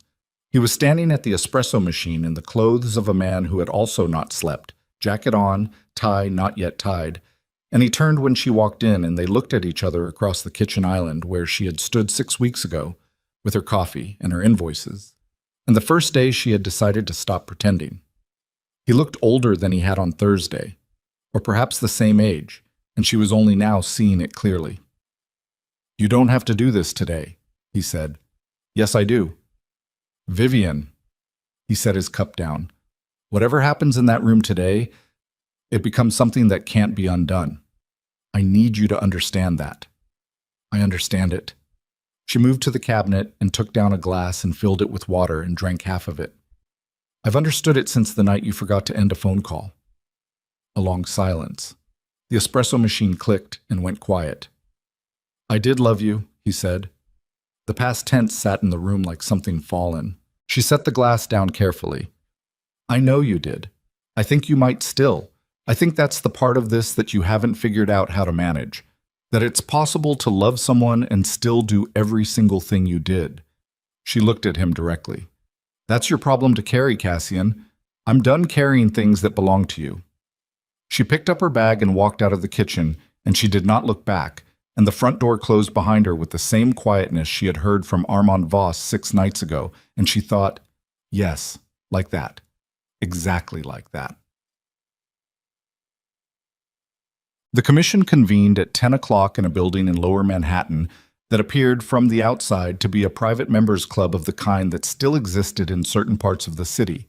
Unremarkable facade, no signage, a door that opened only to specific people. Inside, the room was long and dark paneled, and the table could seat 20, though today it seated 11, 7 commission heads or their designated representatives, Reyes in his capacity as administrative mediator, and 3 observers whose presence was procedural. Vivian sat on one side of the table with Marcus and Dr. Vasquez. Cassian sat on the other side with two attorneys she didn't know, and one she did. A man named Garrett Fliss, who was 65 and had the reptilian stillness of a lawyer who had never in his career been surprised by anything a human being was capable of doing to another human being. Reyes sat at the head of the table. Old Ferraro was present, which she had not expected, seated 2 positions down from Reyes with his hands folded and his face arranged into the specific blankness of a man who had decided to observe before deciding. Pittman was there. Mara was not. She filed that away. Reyes called the session to order at 10:04. He summarized the procedural basis, the Article 9 request, the counterfiling, the pending motions, in the flat, efficient language of a man reading a weather report. Then he turned to Cassian's side and said, "Mr. Fliss, the commission will hear from you first." Fliss stood. He was the kind of lawyer who didn't use notes because using notes implied uncertainty, and he moved through the opening of his presentation with the smooth, unhurried authority of a man who believed he had already won and was simply performing the formality of proving it. He presented the competency petition first. Dr. Ames's evaluation summarized. The language of complicated grief disorder, impaired judgment, paranoid ideation delivered in a tone that was not unkind, that was in fact carefully sympathetic. The tone of a man who felt genuinely sorry that a woman in distress had been permitted to take legal actions that were not in her interest or anyone else's. He presented the Article 9 request as an act of desperation. A woman with compromised judgment, advised by lawyers with an interest in prolonged litigation, using a procedural mechanism designed for genuine misconduct to wage a personal domestic battle in a form that was not designed for it. He presented Vivian's outreach to Mara and Pittman as an attempted manipulation of commission members, a serious breach of protocol that reflected either profound naivety about how the commission functioned or a deliberate attempt to fracture its unity. He spoke for 22 minutes. He was very good. She sat and listened to every word and breathed at an even rate and did not move and did not look at Cassian and did not allow a single thing Garrett Fliss said to show on her face. When he sat down, Reyes looked at Marcus. "Counselor." Marcus stood. He did not have Fliss's performance quality. He had something better, the quality of a man who was about to show his hand and knew with complete certainty what was in it. "The commission has been presented with a narrative," Marcus said. "A narrative about a grieving woman who lost stability following a trauma and has been making decisions that exceed her judgment. I'm going to show you a different narrative. Not a counterargument, evidence. Documented, verified, time-stamped evidence. And I'm going to ask the commission to decide, when we're done, which narrative the evidence supports." He opened the first folder. He started with the financial instruments, the shell company chain, the asset consolidation timeline, the progressive entanglement of Vivian's family trust with syndicate holdings. He was precise and specific, and he did not editorialize. He let the documents speak, and he explained what they said, and he moved to the next document. He went for 31 minutes before he reached the Reyes material. When he got there, the room changed. She felt it. Not saw it, felt it, the way pressure changes in a room when a door opens somewhere else in the building. The commission heads had been listening with the cultivated neutrality of men who had heard many presentations across many tables. But when Marcus placed the routing metadata on the table and explained in plain language what it demonstrated about the coordination between Cassian Moretti and Dominic Reyes in the 11 days before the divorce filing, she saw Ferraro's hands, which had been folded on the table, separate. Reyes himself did not move. His face did not change. But something in the air around him changed, and she watched him understand that whatever he had believed was controlled was no longer entirely in his control. "The commission is being asked," Marcus said, "to validate a proceeding that was built using commission resources, specifically the services of its own mediator, as a tool in a private legal dispute." Mr. Reyes was engaged by Don Moretti 11 days before the filing, before any commission procedure had been initiated, to assist in constructing the response to a divorce action that Mr. Moretti anticipated. That is a misuse of commission infrastructure for personal gain. Under Article 9, that is exactly the kind of conduct this body was designed to address. He sat down. The room held its silence for a beat that lasted longer than it should have. Then Fliss was up again, fast, controlled. The metadata presented is the product of a forensic reconstruction of dubious methodology. The interpretation applied to it is speculative at best and fabricated at Mr. Fliss, Ferraro's voice. Quiet, with the specific quietness of a man who did not need volume to fill a room. Sit down. Fliss sat. Ferraro looked at Reyes, just looked at him. The look lasted 4 seconds and contained more communication than the last hour of legal presentation. Reyes said, "Perhaps a brief recess." "No," Pittman's voice from the far end of the table. First word he'd spoken since the session began. "I'd like to hear from Mrs. Moretti directly." Every head turned toward her. She had known this might happen. She had prepared for it and dreaded it in equal measure. She looked at Marcus, who gave her the smallest nod. "Your call." And she looked at Pittman, who was watching her with those dark, still eyes, and she thought about the guest room and the pearl earrings and the oak trees in the pale morning light. She stood. "Mr. Pittman, thank you." She looked at the table shot, not at Cassian, not at Reyes, at the table itself, the dark wood of it, the surface all of this was being conducted across. "I want to say one thing before I respond to anything. I spent 4 sessions with a therapist in the worst months of my life trying to survive the loss of a child. What I said in that room was said in confidence to a professional, in the belief that I was in a protected space. The use of that material in this proceeding, the conversion of my grief into a legal weapon, is the clearest illustration I can offer of the kind of man we're discussing and the kind of operations he's been running." She looked up, around the table. "I didn't come here today to ask this commission to take my side. I came here to show you what was done with yours."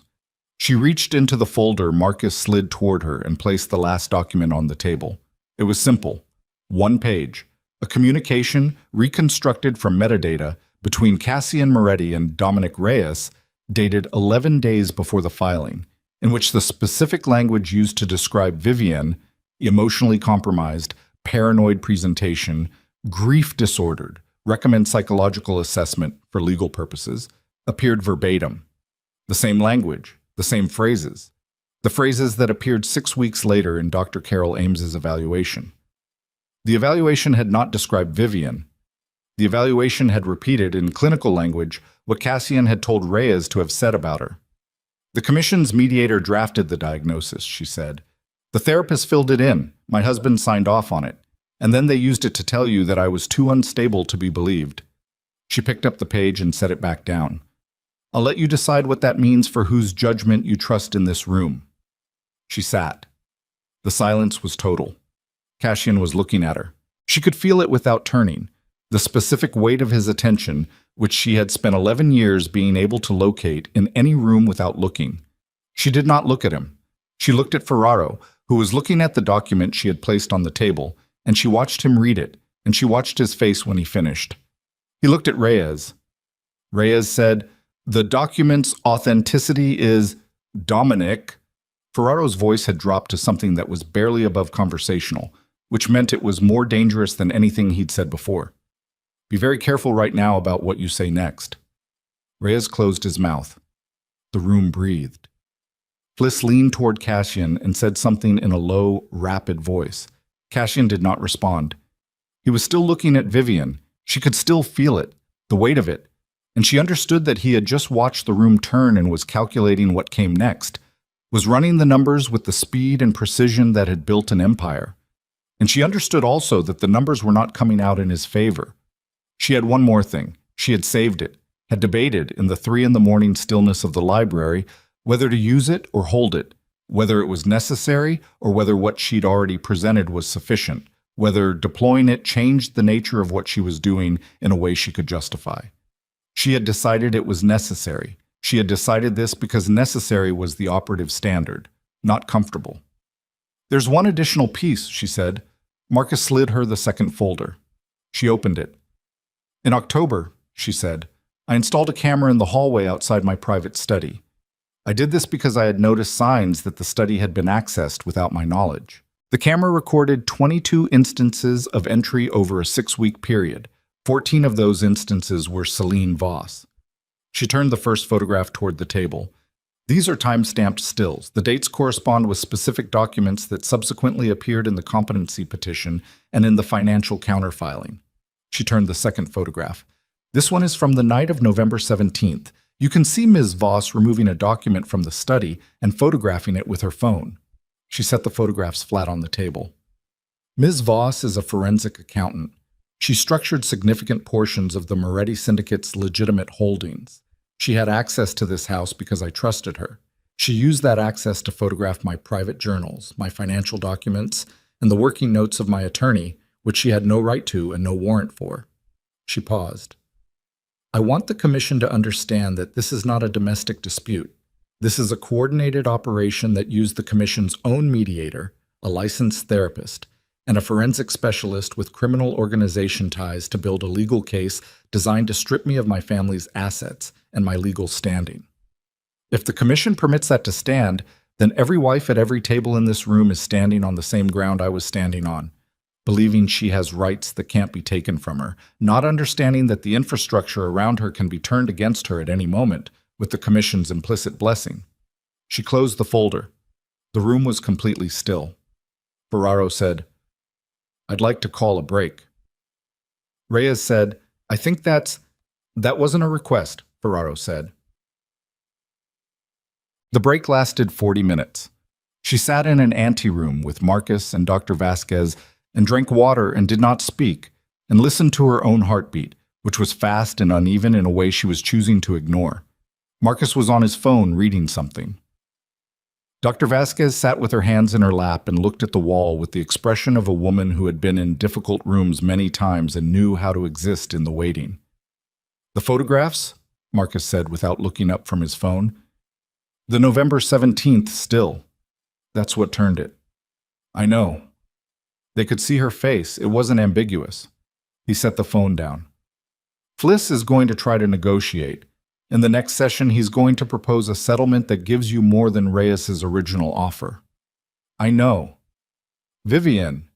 He looked at her directly. You've won the room. What happens next depends on what you want to walk out with. She thought about that. She looked at the plain wall of the anteroom and the water glass in her hand, and she thought about what she wanted to walk out with, which was a question she had been answering and re-answering for 6 weeks, and which had changed its shape each time she thought she'd found the final form of it. Everything that's mine, she said. Not a negotiated version. Not a settlement that looks generous and has a lien buried in it. Every Ashcroft asset, unencumbered, returned in full. The estate. The trust. The cash that was moved through the shell structures that originated from my family's capital. I want an accounting, and I want it returned. She set the water glass down. And I want the competency petition withdrawn with prejudice and a formal notation in the commission record that it was filed in bad faith using fabricated clinical documentation. Marcus was quiet. That last part, he said, that's the part they're going to push back on hardest. Because a formal notation means it's on record that Dominic Reyes helped build a false psychological case against Adon's wife using commission resources. Yes. She met his eyes. That's why I want it. In the room beyond the anteroom door, she could hear the low sound of voices. The commission in consultation, the sound of power redistributing itself, the sound of men who had built careers on reading situations, deciding how this one resolved. Cassian was in there. She had not looked at him since she'd sat down after her statement. She had not needed to. She had spent 11 years reading every version of him, every calculated silence, every controlled expression, every moment when the architecture of who he was publicly had briefly given way to reveal something human underneath. And she understood, with the particular clarity that came from the far side of a thing, that she was done reading him. She had learned everything he had to teach her, and it had cost her more than she had known she was spending. And what she wanted now was to be in a room that didn't contain the weight of that education. The door opened. Reyes stood in the frame. His mild, unremarkable face had the look of a man who had spent 40 minutes being talked to in a way he had not expected and had decided, in the particular transactional manner of a man who dealt exclusively in outcomes, to adjust. The commission is ready to reconvene, he said. I think we're going to find a resolution that works for everyone. She stood. Marcus stood beside her. She walked back into the room and she sat down and she looked at Ferraro, who looked back at her with the eyes of a man who had seen a great many things in a great many rooms and had, in the last 40 minutes, added this to the list, and she waited for the commission to speak. Fliss was already leaning forward, preparing the opening of something, and she thought, say whatever you need to say because I've been in this room before. I've been in every version of this room, and I know what I'm walking out with. And there is nothing on this table that changes that. Her hands were flat on the dark wood. Steady, completely steady. Outside, 30 floors below, the city moved in its ordinary way. Taxis and construction and people who knew nothing about the room she was sitting in, going about the business of lives that did not intersect with this particular table in this particular building where the architecture of her last 11 years was being formally dismantled. She breathed in. Fliss opened his mouth. And Vivian Moretti, who had sat beside the most dangerous man in America while he built an empire, who had buried a child and survived a marriage that had been slowly becoming a trap, who had spent 6 weeks in the dark cataloging every piece of evidence with hands that did not shake. Vivian looked at him with the eyes of a woman who had already decided the outcome of this room and waited for everyone else to catch up. Garrett Fliss spoke for 11 minutes. She counted. Not the seconds, the quality of the minutes. The way each one carried a different weight as he moved through what was, she understood immediately, not an argument but a surrender dressed in the language of negotiation. He proposed full restoration of the Ashcroft Trust assets. He proposed the estate transfer, unencumbered, the lien instrument dissolved with immediate effect. He proposed a cash settlement he described as reflective of the Commission's recognition of the situation's complexity, which was a way of saying it was large enough to communicate that the Commission understood what it owed her for what had been done in its name. He did not propose the formal notation in the Commission record. When he finished, Marcus stood. The notation, Marcus said. Simply. Those 2 words and nothing else. Fliss looked at Reyes. Reyes looked at Ferraro. Ferraro was looking at a point somewhere above the table. Not at the ceiling, not at anyone present, at the specific middle distance of a man making a final decision about the cost of a thing. A private notation, Reyes said, entered into the internal record, not public-facing. Entered into the record, Marcus said. Accessible to any commission member upon request. Another silence. Ferraro said, agreed. Fliss did not look at Cassian when he said, the Dawn consents to the notation on the understanding that it pertains to procedural conduct and not to— The notation will say what it says, Ferraro said. That's the end of that sentence. Fliss closed his folder. The session was adjourned at 1:17 in the afternoon.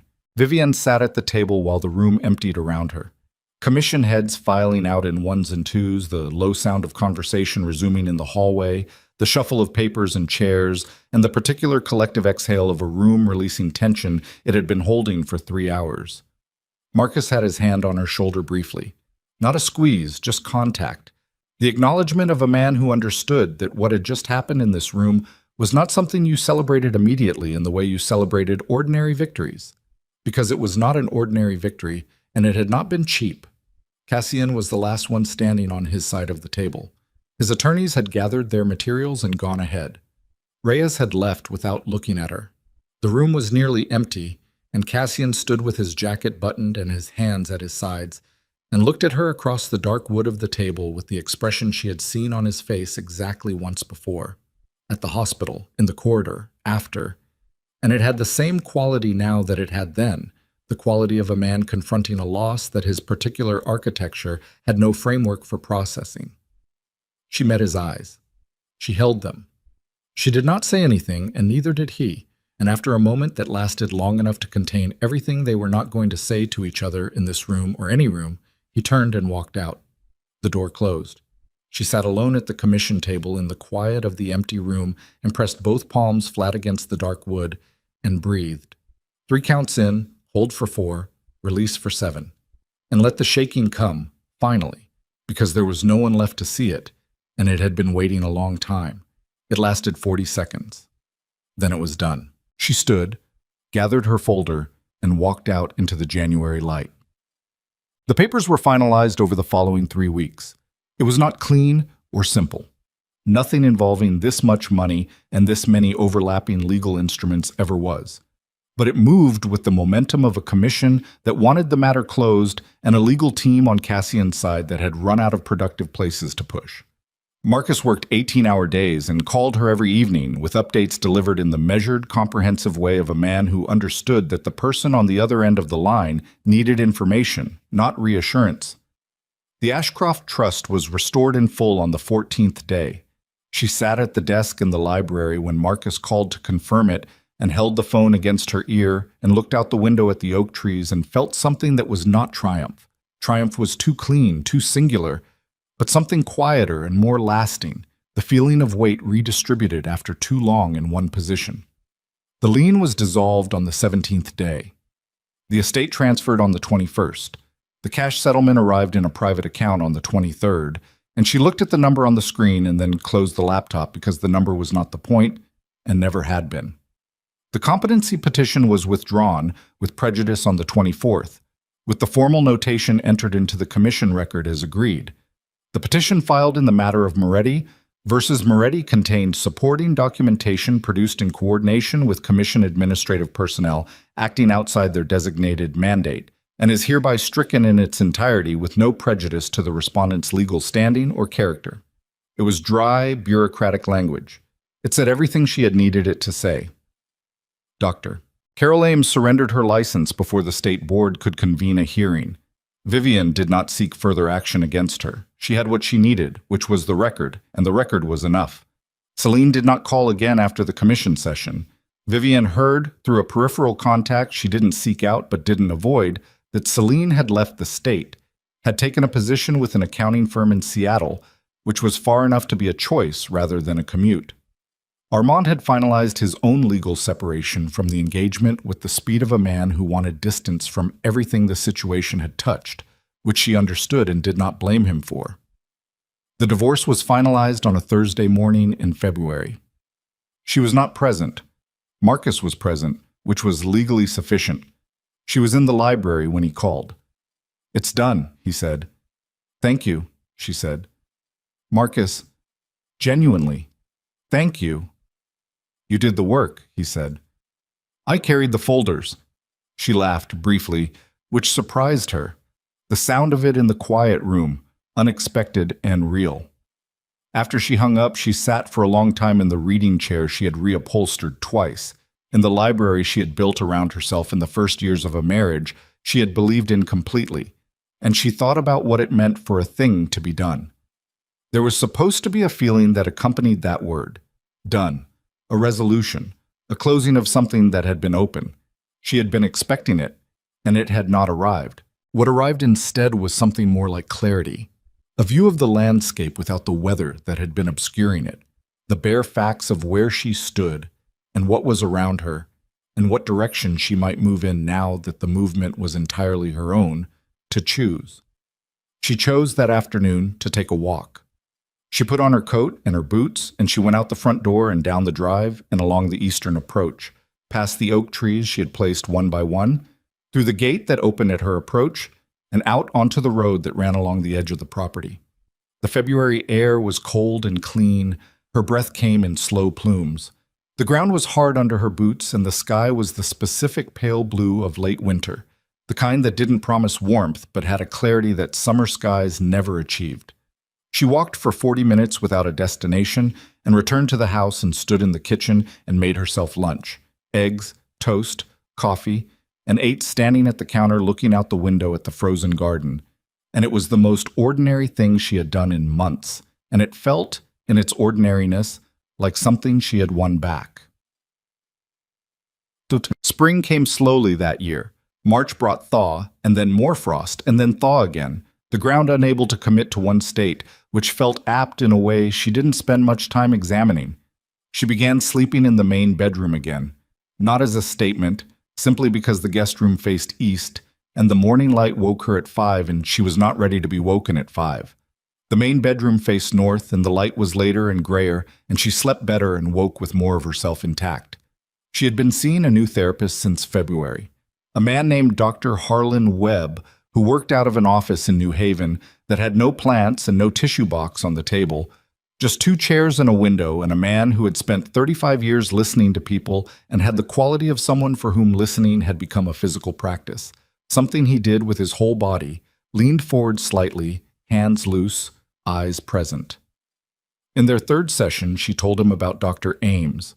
She told it plainly, without the editorial distance she had maintained in the commission room, not as evidence but as experience, as the thing that had happened to her, the specific violation of it, the way it felt to understand that the space she had believed was protected had been compromised from the beginning. Harlan Webb listened. When she finished, he said, "What do you want to do with that?" "I've already done it," she said. "Legally. I mean, with the feeling of it." She thought about it. "I want it to stop defining what I'll allow myself to say out loud." He nodded. "Then let's start there." They started there. She went every Tuesday. She did not tell many people about it, not because she was ashamed, but because it was hers. In the specific way, she was reclaiming things as hers. The library, the kitchen in the morning, the walk along the Eastern Drive, Tuesday afternoons in New Haven with a man who listened properly. Whoa. In April, she hired an attorney, not Marcus, who remained her general counsel, but a specialist in nonprofit governance, and began the structural work of building the organization she had been thinking about since the night she'd sat in the library, mapping everything that had been done to her, and understanding, with the clarity of someone inside a system looking at its machinery, how many other women were inside systems they didn't yet understand and had no map for. She called it the Ashcroft Foundation. Her mother's name. Her grandfather's money, returned to her and deployed as she chose. The foundation's stated purpose was support and legal advocacy for individuals, primarily women, navigating situations of coercive control, financial abuse, and the weaponization of legal and psychological systems against them. She funded it with the cash settlement in its entirety, which made Marcus briefly speechless on the phone, and then she funded it further from the trust's yield, which made him silent for a longer period. "You're giving away the settlement," he said finally. "I'm using it," she said. "There's a distinction there that I understand, but that I want you to understand I understand." "I understand that you understand it," she said, and that was somehow enough. She hired a director in May, a woman named Rosa Kwan, who had spent 12 years running legal advocacy programs, and who came to the interview with a prepared document that was so thorough Vivian had to stop herself from telling her she was hired before she finished presenting it. She hired a staff of 4 and contracted with 3 law firms in different states who agreed to provide services on a sliding scale to foundation clients. And she spent 3 months in meetings and phone calls and document reviews establishing something that would exist independently of her, that would run without requiring her presence to sustain it, that would be a thing in the world rather than a project she was personally carrying. By the time summer arrived, the foundation had taken its first 12 cases. She did not publicize what it was built on. She did not need to. Rosa handled the communications with a clarity and directness that Vivian appreciated, and what people needed to know was what the foundation did, not the specific history of why. She was not anonymous. Her name was on the charter. Her connection to the Ashcroft Trust was a matter of public record. But she was not the story, and that distinction felt important in a way she couldn't fully articulate and didn't try to. Vincent Rua came to the estate in June. She had been expecting him, in the sense that she had known, since February, that this conversation existed somewhere in the future, and that she would have to have it. He called first, and she told him to come on a Saturday, which gave her the specific time and the specific setting and the knowledge that she had chosen both. He sat across from her in the drawing room with his hands on his knees and his white beard trimmed close and the particular quality of a man who had arrived prepared to account for himself. "I wasn't the leak," he said, before she could speak. "I know," she said. He looked at her steadily. "How long have you known?" "Since March, when I had the communications forensics reviewed more thoroughly. The timing of the information Cassian received, it wasn't consistent with what I'd shared with you. It was consistent with what I'd shared with Mara." Vincent was quiet. Enzo. She folded her hands. "He's been with Cassian since before I was in this family. I should have seen it." You couldn't have known. I should have assumed. She looked at the window. The summer garden, green and overgrown in a way she found she preferred to the severe tidiness the estate management company had maintained when Cassian was overseeing its upkeep. I got sloppy about trust. I understood that I needed to limit who I shared information with, and then I made an exception because I needed allies, and I wanted them to be the right ones, and I wanted to believe that your father's debts were what they were. My debt to your father is real, Vincent said, whatever Enzo did. I believe you. She met his eyes. I believed you then. I still believe you now. I'm not angry at you, Vincent. I'm telling you what happened, so the account is accurate between us. He looked at her for a moment with the eyes of a man recalibrating something. You've changed, he said. Yes. You're harder. Not in a way that's bad, in a way that's... He stopped. Your father got hard the same way. After your mother died, something settled into him that had been loose before. She didn't say anything for a moment. The summer light moved through the window slowly. What happened to Mara? She said. The commission handled it. The way Vincent said handled carried its particular weight, the weight of 31 years of understanding what that word meant in this context. He won't be making reports to anyone going forward. She nodded. She did not ask for specifics. The world she had been adjacent to for 11 years had its own accounting systems, and she had made a decision, in February, about how much of that world she intended to remain in proximity to. The answer was, as little as the facts of her life allowed, and the facts of her life were changing. I'm stepping back, she said, from this, from the commission, from the families, from the geography of all of it. The foundation is legitimate work, above board, and I intend to keep it that way. You're leaving. I'm choosing, she said. That's different. Vincent looked at his hands, then he looked up. If you ever need something moved carefully, he said, which was what he had said to her at that dinner 8 months ago, the original offer, the careful, lateral communication of a man who had been in this world long enough to know that offers had to be made sideways. I know, she said. Thank you, Vincent. He left at noon. She watched the car go down the eastern drive between the oak trees and turn onto the road, and she stood in the drawing room doorway for a moment after it was gone. And then she went to find Rosa Kwan's email about the Foundation's third-quarter caseload and responded to 3 items she had been sitting on for a week, and that was the shape of the afternoon. Cassian came in September. She had not expected this one. Or perhaps she had, in the way you expect certain things, because they have the specific gravity of inevitability, because they are the kind of thing that has to happen before the story can be fully over, and the story had not yet been fully over. He called from the gate, and she let him in because the alternative was a conversation conducted through an intercom system at the end of a driveway, and she was not going to do that. He looked the way she had thought he might look. Not diminished exactly, because Cassian Moretti was not the kind of man who diminished, but altered, in the way of something that has been through significant pressure and emerged with a different distribution of itself. The silver at his temples had spread. The set of his shoulders was different, not less commanding, but less defended, as though he had decided somewhere in the last several months that the effort of that particular defense was not returning sufficient value. He stood in the doorway of the drawing room and looked at the room, and the room looked back. The chairs she had chosen, the lamps, the painting above the fireplace she had bought at auction in Boston, on a trip she had taken alone because Cassian had been in the city and she had not wanted to wait. You changed the furniture, he said. Some of it. It looks good. Thank you. He sat, which she had not entirely expected. She sat across from him, in the same chair she and Vincent had occupied in June, with the same summer into autumn light coming through the window and a cup of coffee she had made because the habit of offering it was older than the anger and apparently had outlasted it. I'm not going to ask you to take me back, he said. Good. I'm not here to... I don't have a request. He held the coffee cup in both hands. I've been trying to figure out what I'm here for, and the honest answer is I'm not entirely certain. I wanted to see how you were. I'm well, she said, better than well. He looked at her. I know, I hear things. The foundation. The foundation. Something moved through his expression.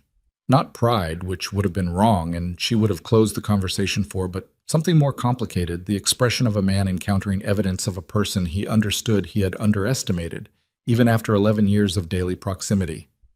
What you've built, it's real. Rosa Kwan is very good. She is. A silence. A different kind of silence than any the two of them had occupied across 11 years. Not tense, not managed, not the silence of two people deciding what to perform for each other. Just the silence of a finished thing, of two people sitting in the room where something had been and which was now over. I was wrong, he said. I'm not telling you that to get something from you. I understand that there's nothing I can... I'm telling you because you deserve to hear it said plainly by the person who did it. He looked at his hands. The way I handled the money was wrong. What I allowed Celine to do was wrong. Dr. Ames was... That was the worst of it, that I let that happen. He stopped, breathed. You were trying to survive something real, and I converted it into a legal instrument, and I've thought about that every day since February. She listened to all of it. She did not interrupt. She waited until he was finished, and the room had held his words for a moment, and then she said, I believe you. He looked up. I believe you mean it, she said, and I believe you've thought about it every day. And I believe some part of what we had for 11 years was real. I've made my peace with holding those two things at the same time, the real parts and the parts that turned out to be something else. She set her coffee down. But believing you is different from forgiving you in a way that changes anything between us. It doesn't change anything. You're not coming back into my life because you regret what you did. The regret is yours to carry. He was quiet for a long time. I know, he said finally. I know. They sat for another 15 minutes without speaking much. Occasional small things, the neutral facts of continued existence, the kind of conversation that exists at the very end of something when there is no more conflict to drive the words and no future to build them toward. When he stood to leave, he looked around the drawing room one more time with the careful attention of someone committing a room to memory, knowing they will not see it again. At the door he stopped, turned. Vivian. His voice had the quality of a man spending something he understood he had no right to spend. For what it's worth. Walking into that commission room the way you did. I've been in that building for 30 years. I've seen a lot of things happen in that room.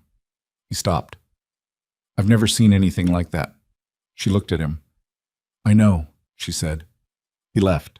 She stood in the doorway and watched the car go down the drive, and she breathed slowly in the September air and felt the particular completeness of a thing that has been fully said, not resolved in the way of problems solved and wounds closed, but complete in the way of stories that have reached their actual ending, which is never the dramatic moment, but always the quiet thing that comes after, the ordinary afternoon on the other side.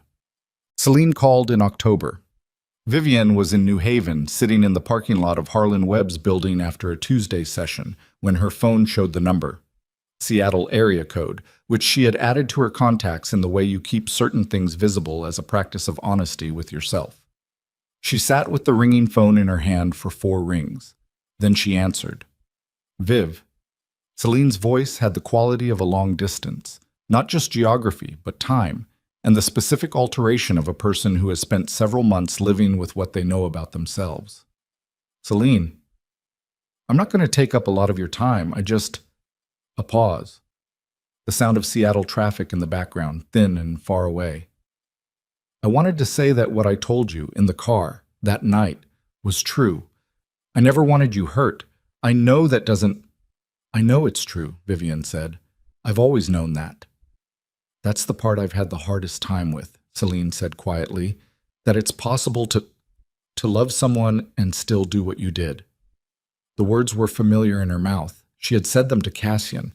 The truth apparently ran in both directions. I know. I've thought about that too. I was in love with him, Celine said. For a long time before, I kept it managed for years. And then it wasn't manageable anymore, and I made the choice I made, and I told myself that you were going to be all right, that you were strong enough, that what I was taking wasn't... She stopped. I told myself a lot of things. We all do, Vivian said. I'm sorry. 2 words, plain and undecorated. I'm sorry for all of it. The money, the study, the Dr. Ames, especially Ames. I didn't know about the evaluation until it was done, and I should have stopped it, and I didn't, and I've thought about that every... I believe you, Vivian said. The same words she had given Cassian. They did not cost her any less the second time, and they were not diminished by repetition. I believe you didn't know about Ames until it was done.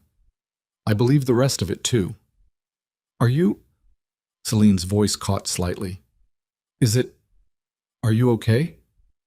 Truly. Vivian looked through the windshield at the New Haven street. A woman walking a dog, a delivery truck idling, the ordinary Thursday afternoon movement of a city doing its business. She thought about the answer and gave the one that was accurate. Yes, she said. Truly. A long pause. I'm glad, Celine said. The two words had the quality of something she had been waiting months to say and was finally being allowed to set down. Take care of yourself, Celine. You too, Viv. She ended the call and sat in the car and looked at the street for a while longer. The dog walker turned the corner and was gone.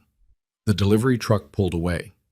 The street returned to its ordinary state, which was people moving through the afternoon with the uncomplicated purposefulness of people who had somewhere to be. She started the car. She had somewhere to be, too.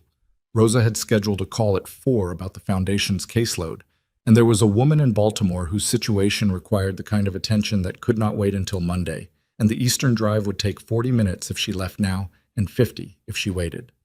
She left now. The last thing she did that autumn, the last thing that belonged to the story rather than simply to the life that followed it, was walk the perimeter of the estate alone, on a Sunday in late October, when the oak trees had gone gold and the light was low and amber, and the ground underfoot was covered in the first serious fall of leaves. She walked the full perimeter. It took an hour and 20 minutes. She knew every foot of it, every slope and flat, every place where the drainage was good, and the one place where it had never been right despite 3 different contractors' attempts. She had walked it in winter and spring, and the previous autumn when the marriage was still technically intact, and she was beginning to understand it wasn't, and she had not yet decided what to do with that understanding. She walked it now as herself. As the specific person she was at the end of this specific year, which was different from the person who had stood in this same place 12 months ago, not transformed in the dramatic way of stories that require their characters to become unrecognizable, but changed in the way of someone who has been through a thing that revealed what was already there, the way fire clarifies rather than creates. She stopped at the eastern boundary, where the property met the road, where the gate stood open on its hydraulic arm because she had gotten in the habit of leaving it open during the day. The road was empty. The trees on the other side were the neighbors' maples, blazing orange, a full 4 feet taller than they'd been when she'd first seen this property, 15 years ago as a woman in her 20s, driving with a man she'd just agreed to marry, looking at a piece of land and deciding she could build something here. She had built something here.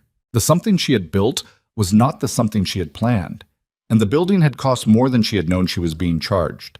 And the thing that stood at the end of it was not a marriage or an empire or any of the formal structures she had once believed were the point. It was her. Standing in October light at the eastern boundary of a property that was entirely hers, with a foundation that was doing real work for real people, and a therapist she trusted, and a lawyer she trusted, and enough clearance around herself to finally feel the edges of the space she occupied. It was enough. More than enough. It was, she understood, standing at the gate in the falling leaves, exactly as much as she had ever actually needed, which was not more than most people needed, just more than she had been given room to want. She turned and walked back toward the house. The oak trees stood along the eastern approach the way they always stood, enormous, rooted, indifferent to weather, and seasoned in the way of things that have been in the ground long enough to have stopped being negotiable. She had placed every one of them. She knew where each one stood because she had decided where each one stood. She walked between them in the amber afternoon, her boots on the fallen leaves, her breath even, her hands at her sides, not shaking, not gripping anything, not holding anything at all. Just a woman walking toward her own front door in the particular freedom of someone who has learned, at significant cost, that the only thing worth protecting was the thing she'd had all along. The door opened. She went inside.